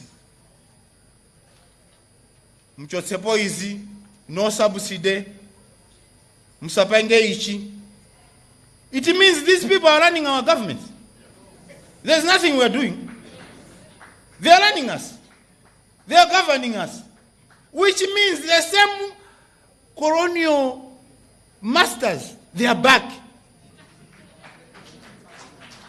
And afford, there is no way America should dictate terms how my grandmother, my grandfather should live. Because I cannot dictate to an American in Kansas, in Oklahoma, in Texas, in Minnesota, in Indiana. I can't. Why? I'm poor. We have to eradicate poverty in this country so that they should be independent. Ndiye ntchito tikuilowa 2025. Tikangolowa mboma 2025 chifukwa pa 17 chifanda vakale ambopakira kuja pa 17 pa 18 pa 20 tulumbilitsana kuja pa 25 ntchito yambika. No jokers in government. No jokers. Afford, we mean business. And afford, we are ready to govern. We are ready to govern. Kwa malizira kweni. Chizungu chake ndine na kuti change is not just needed in this country. It is imperative and necessary for this country to see the light at the end of the tunnel. Tikachosapa anzatu hapa akapume atikwana. Enough is enough. Ndeko maliza kweni ndikupempheni mwaulemu tidzuke tikumbukire anzathu muchikangawa.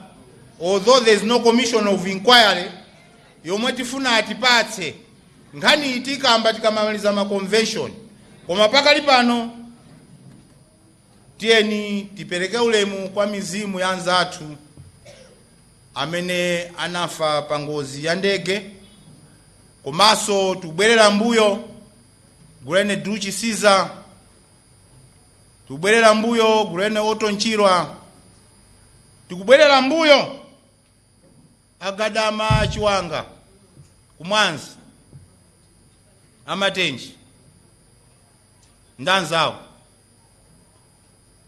Tukubwerera mbuyo kwa onse amene anamangidwa ndi kuzuzidwa, amene anafera kwawo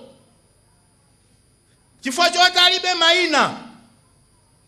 Anthu anafa chifukwa cha tocha yomwe anaipeza ali kundende. Achakufwa Chihana, the founder of the party, and others, may their soul rest in peace. Thank you so much. I declare this convention open.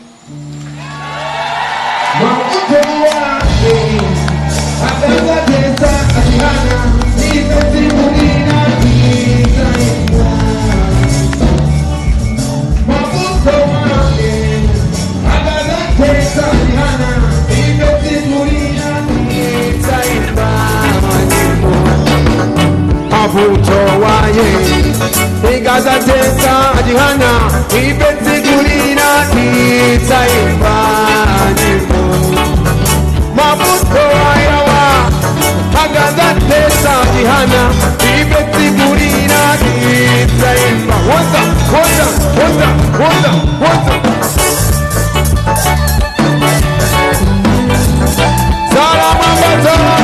Zalamamba Woza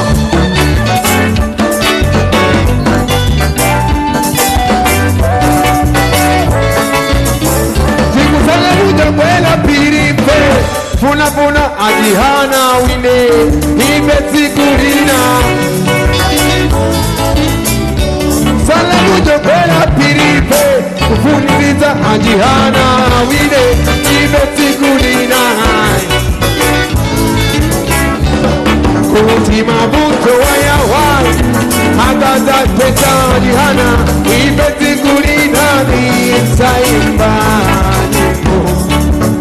mavuto wayawai akaza peta Chihana ibetikulina Woza, woza, woza, woza.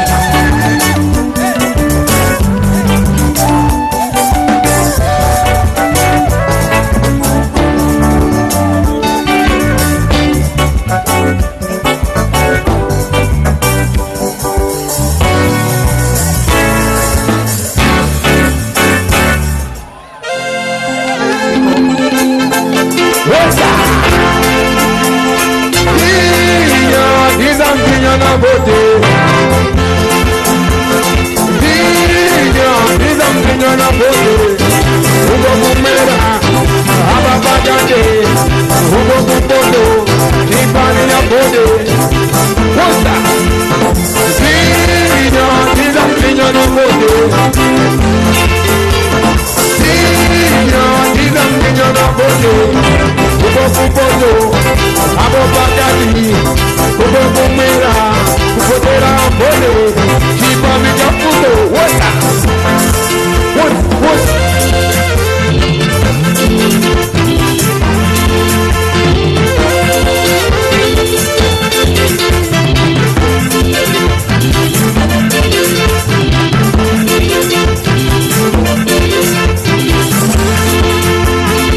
Abodi Omoso Abodi Mondo Mondo Mondo Ababagadi Kumera Bani Jafuko Dinya na bosi Dinya na bosi Ugo Kumbodo Eni Ababagade Ugo Kumera What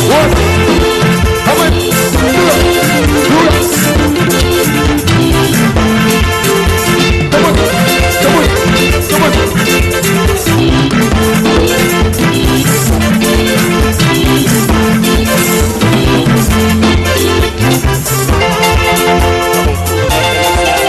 komanso kuvomereza kuti mdziko muno muli mavuto osiyanasiyana amenenso akufunika kuti akonzedwe pamenenso amafotokozapo nkhani imeneyi anakambaponso kuti ayi akhale akuonekera magawo mwina ngati angwirizana ndi zina zotero koma nkhani yake ndiye kuti lero china chimene chikuchitika kuno nchakuti akhale akusankha adindo osiyanasiyana mchipani chimene cha afford adindo amenewa ndi amene akuti agwire ntchito kuyambira pano mpaka na zaka zina zisanu zikubwerazi pamene tukamba zokhudza kusankha adindo kumeneku tukambanso kunena kuti chisankho cha dziko chichitika mwezi wa Septemba chaka chamawa chimene chi 2025 titero pamenenso tidzakhale tikuona adindo osiyanasiyana akupikisana pa mtsogoleri wa dziko komanso aphungu a nyumba ya malamulo tibwererenso mkatimu kuti tipitirire kuona zina ndi zina zomwe zikuchitika pamene tukamba kuti lero ndi tsiku lotsekulira komanso litha kukhala tsiku limenenso atsirize msonkhano umenewu wa chipani chimene cha Alliance for Democracy Afford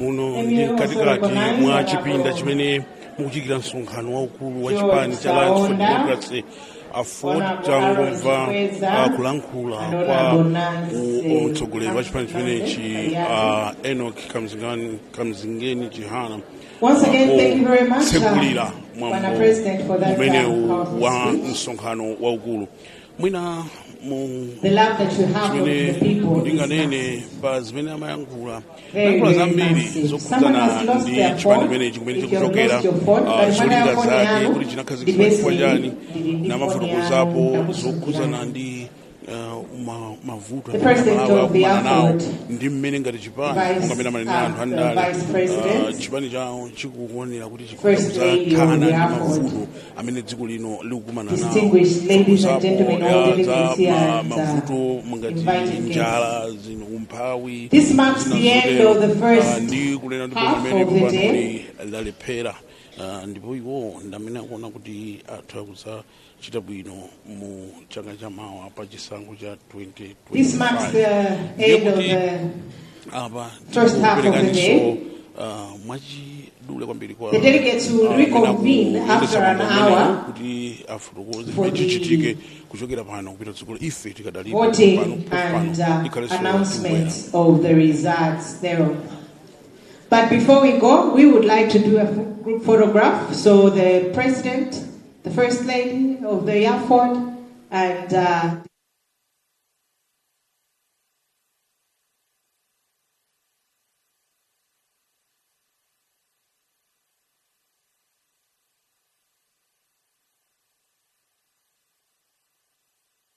go for the group photograph.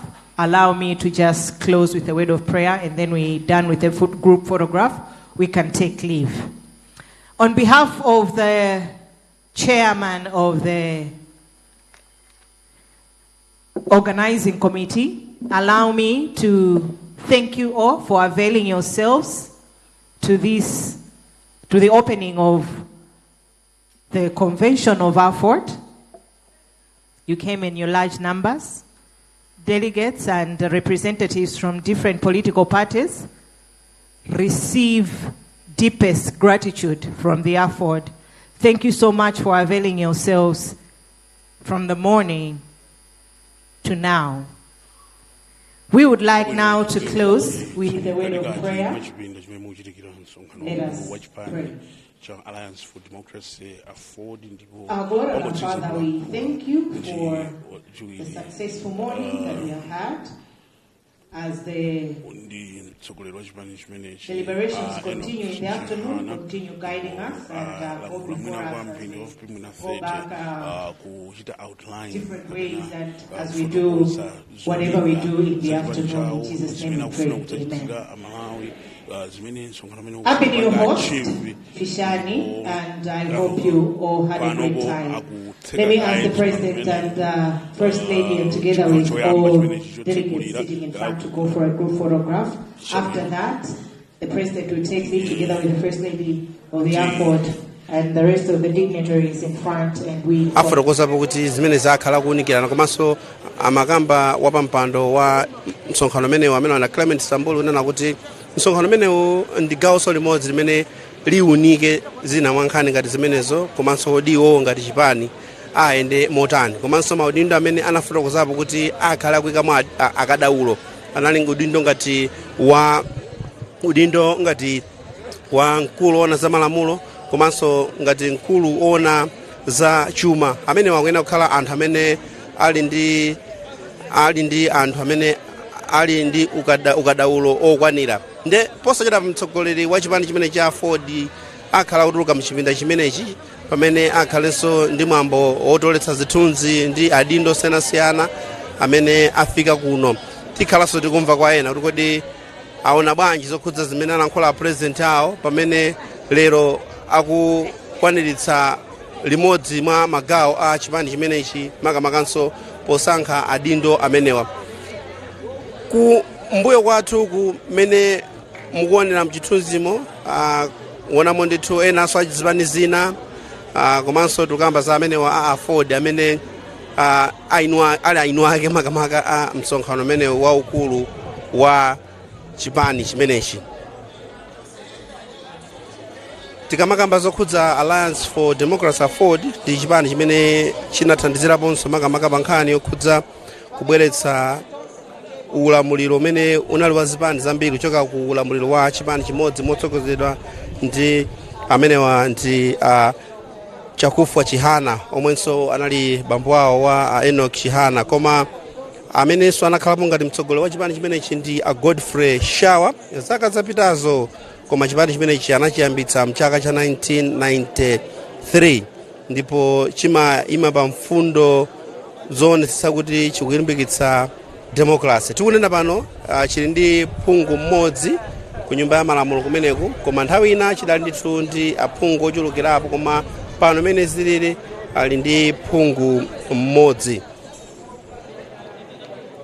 Komanso china chimene matifotokoza nchakuti adindo a zipani za DPP komanso UTM kuphatizaponso UDF adakali kuno sadachoke malo ano adakali ndithu konkuno pamene akhale nawo akutsanzikana ndi mtsogoleri wa chipani chimenechi amene wandi Enoch Chihana. Ndijakuti tsopano president wa chipani chimenechi cha Ford Enoch Chihana kujambulisa ndi kumwiza chipani zina zimene zabwera msonkhano umenewu kuchokera ku zipani monga ngati APP kuchokera ku zipani monga ngati DPP ndaonapo tungati monga apita mukito amene alipendo kwa chipani cha DPP ndaonapo akulu a chipani mlepo kwa chipani cha DPP Achakufwa ndaonapo akulu a chipani leaders of delegation, leaders of delegation, leaders of akuluakulu okhawo zipani zimenezi osati nthumikine abwera nazo limodzi kuchokera ndiye tikukhulupirira kuti akangomaliza pamenepo tiyankhule nawo apresident a chipani chimenechi cha Aford pa za msonkhano waukulu umenewu umene akutsegulira koma manena apo kuti msonkhano umene wayamba chakummawapo malingana zimene akufotokozera tipatsikuuleka wa atamaliza kulankhula Chihana amene ali mtsogoleri wa chipani chimenechi olengeza onena kuti amba ayimakaya kuamula limodzi kenako abweranso pakuyembekezeka kuti kukhalenso masankho akuluakulu osiyanasiyana amene ayizenso chipani chimenechi mzaka mwina zisanu zimene zikudzati chikhale tuzizani zambiri zokhudzana ndi zimenezi pafotokozapo mawawu chakuti chipani cha Aford chipani chimene chinayamba chaka cha 1992 ndi Achakufwa Chihana inali nthawi imene dziko lino limamenyerera kuti lichoke ku chipani ulamuliro wa chipani chimodzi kupita ku ulamuliro wa zipani zambiri multi-party democracy imene nayo pano kwa poyamba paja kunali ulamuliro wa chipani chimodzi cha Malawi Congress ndiye zaka zama 1992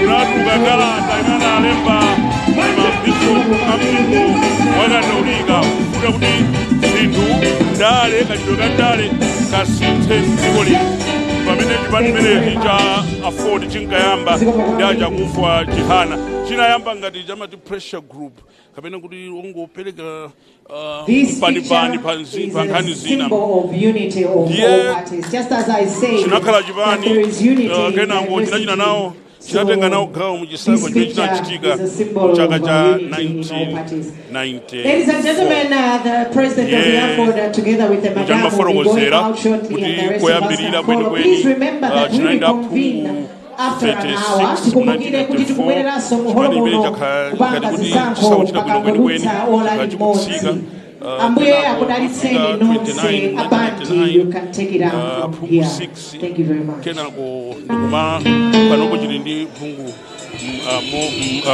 awiri tenda phungu awiri mwina phunzira patife kulankhula ndi Chihana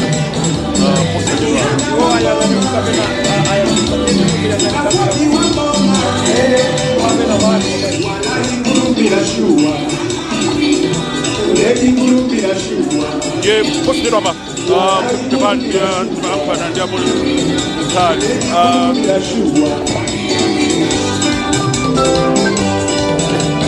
chabwino ndialandire apresident achipani chimenechi pepani uli phokoso mkati muno uli phokoso mkati muno chabwino. With me here is the president of the Alliance for Democracy, Mr. Chihana. First and foremost, Mr. President, you made a passionate plea. You gave the background to the party in your speech, the vision and the status of the country. Of what significance is this convention to your party ahead of next year's elections? One, we are looking at 30 years ago when the party started. And as we said, you have seen even our theme, where we say that we are honoring our legacy, strengthening our determination, and securing our future. That's why my speech was based on the past, the current, and where we are going. And what gives you confidence that this time around you're going to do it? You have a message, you have everything lined up, you've been holding meetings throughout the country. But what gives you confidence that you might nick it this time around? One, we are with the people of Malawi. We are with them, we are moving with them, and it's for sure Malawians are with us. We are also with them. Together we are going to make it. People would say you were part of the Tonsi Alliance, you admitted, you signed, and things went the way they were. You are no longer there. Should they trust you? Yes, they have trusted me before, they should trust me now. And I have to be trusted.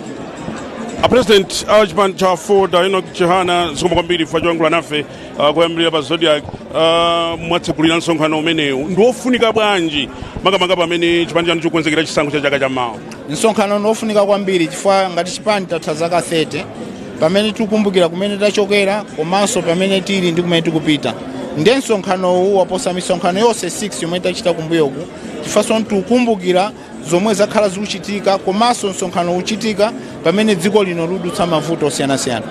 Mwachitapo chipani ngati cha Ford cha imapo pa chisankho ngati chimene chikubwera chaka chammawa chikangapo achinachite bwino in terms of kupambana, chikupatsani chikhulupiriro ulendo uno kuti chikhoza kuchita bwino mchana?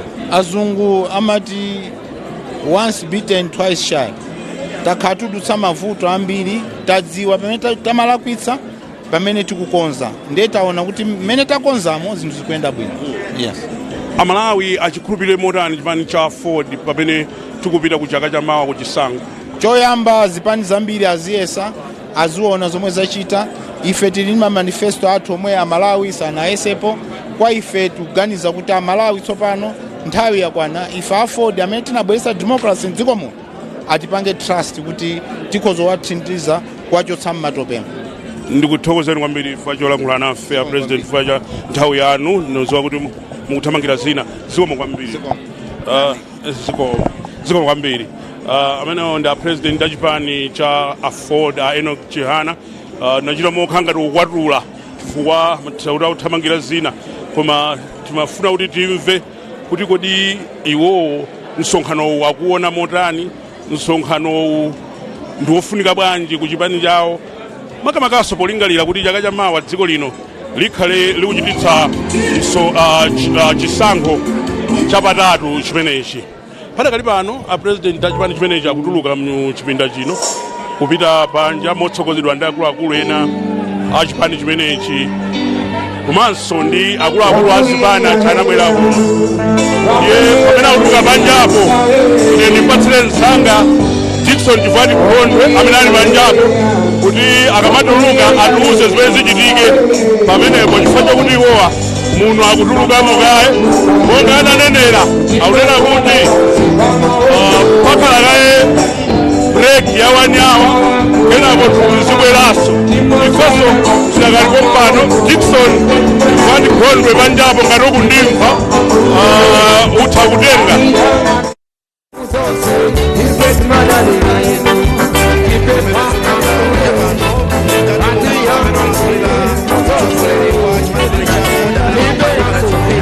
Panja pano ndimene zililitu amayi achipani chimenechi cha Ford kuvina kudikira mtsogoleri ameneyo Enoch Chihana pamene akhala atuluka mchipinda chimenechi.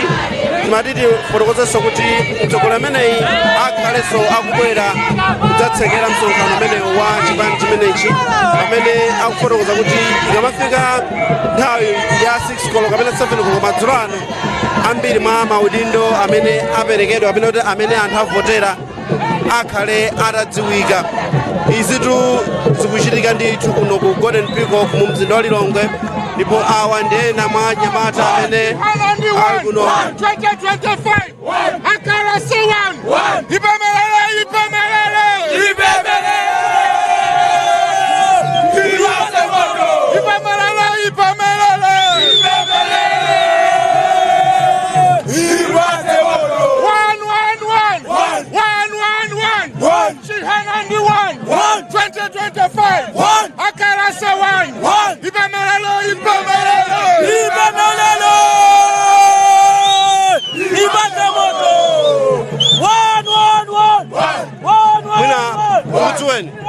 the top kunga director of logistics chipani cha Ford. Mwina pazomwe Alankhula president anu mukafotokoza pomotani. President akutilimbisa mtima muziko la Malawi muno kuti ndisogoro. Kwa 2025 tikalowa mboma zikuona kuti zonse zikhala bwino.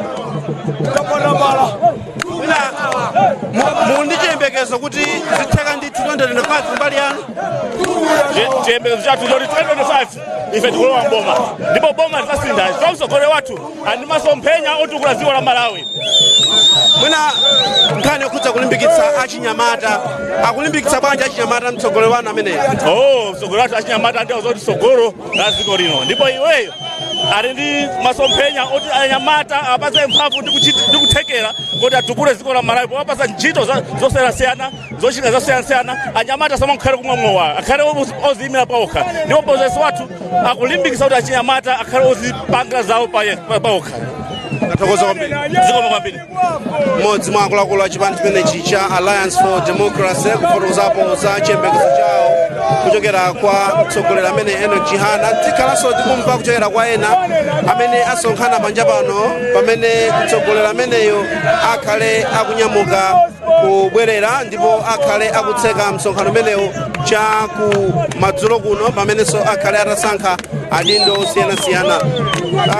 Tikupitirabe kuona zina ndi zina zimene zili kuno pamene chipani cha Ford chakhala chipani chachinayi kuchititsa msonkhano wake waukulu, msonkhano umene akuti akhalenso akuwunikirana zosiyanasiyana zokhudza mmene ayendere 2025 kukamba za chisankho chomwe chidzachitike mwezi wa Septemba. Nde iwowa anafika kuno ndithu ndi wachiwiri wawo amene wanti Timothy Wagonachi Mtambo amene anadziwikanso kwambiri zaka zimenezo ndi bungwe lija la Human Rights Defenders Coalition HRDC. Nde iwowa pakadali pano akukhira ntchito limodzi ndi chipani chimenechi cha Ford mene tikuonera mchithunzi makuluakulu a chipani cha DPP motsogozera ndi mlembi Mukito kunyamuka ndithu pa malo ano. Zonse mwaziona banja Mukito? No, zonse zayenda bwino, mwambo osangalatsa. Zikuoneka kuti eno ake ndithu akudziwa chimene akuchita ndipo akudziwa kumene akupita. Tiyembekeze kuti mwina pakhale mgwirizano. Izo ndikukhulupirira kuti atsogoleri a zipanizi akhala pansi, ife ndi ana pansi, chimene angatiuze atsogoleri ife tidzachita chomwecho. Munabwera ndithu mwa unyinji ena nkumati uchilokha ngati wawo ndithu ndekuti palubalu waukulu. Cholinga chathu ife opposition nchimodzi kuombola Malawi, kuphula Malawi pa moto, Amalawi akulira. Cholinga chathu nchimodzi. So amene onse cholinga chathu chili chofanana tikhala ndithu kugwirana manja. Chifukwa cholinga chake njoti kumapeto kwake apindule ndi Malawi osati ifeyo ayi. Tikufuna nsabwino zonse. Sawa kwambiri.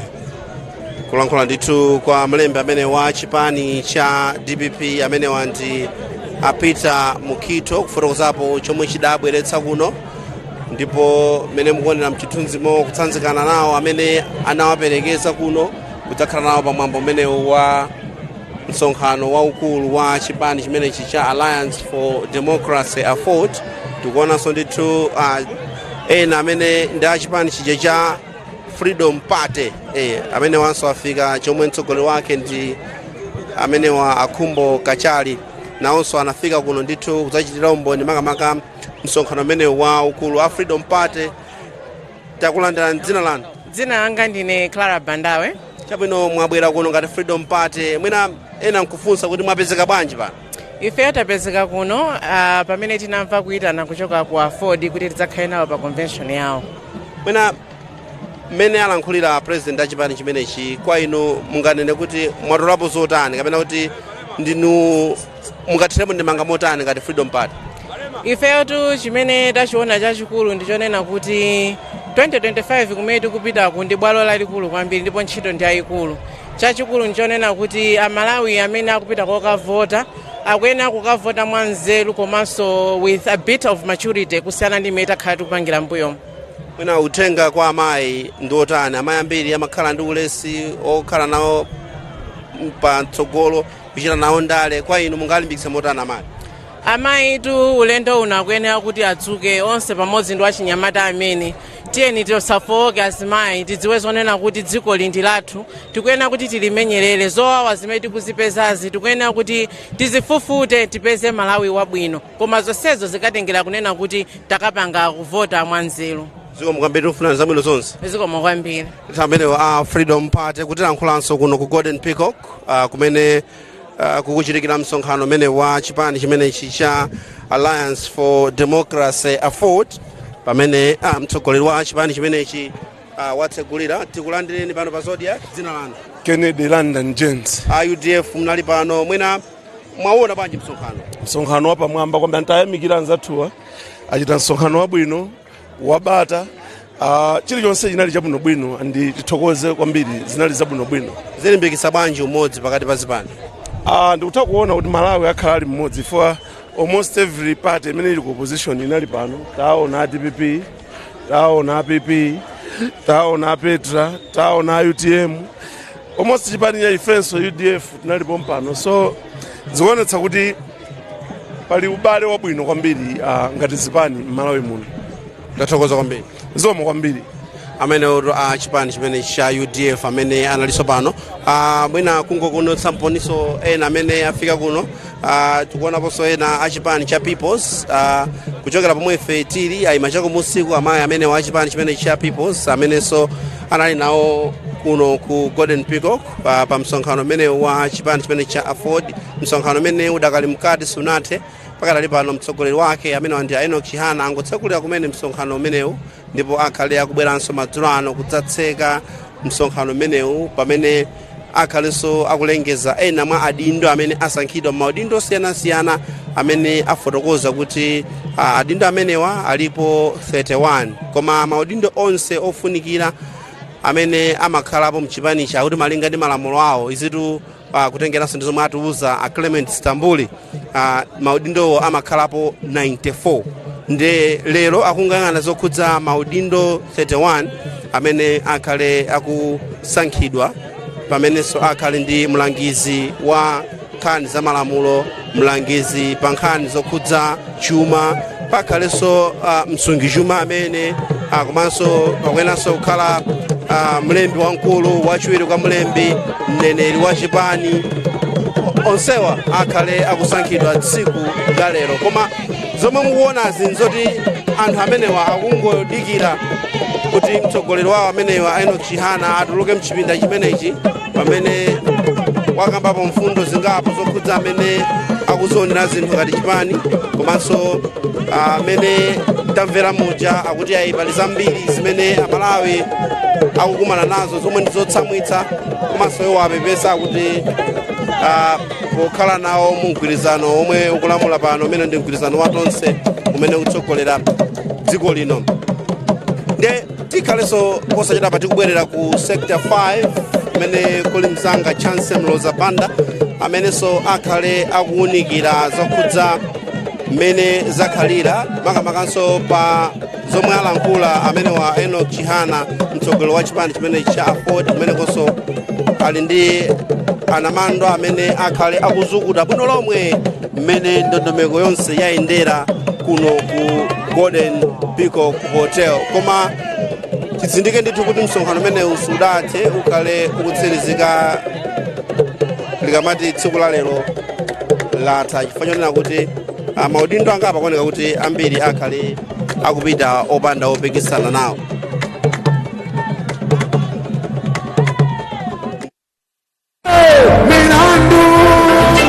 Akunyamuka malo ano amene wa Chihana ndi mpatse Chance Mloza Banda kwa Bridge House sector 5 koma tithokoze nonse amene mukutsatira zochitika kuno Golden Peacock kudzera pa Zodiac Radio, Zodiac Facebook page komanso Zodiac TV amene mukutsatira ndithu ndondomeko kumene kukhalira kuno ku Golden Peacock ndi mpatse Chance ku sector 5 area 47 at Bridge House kuti atenge bwaloli.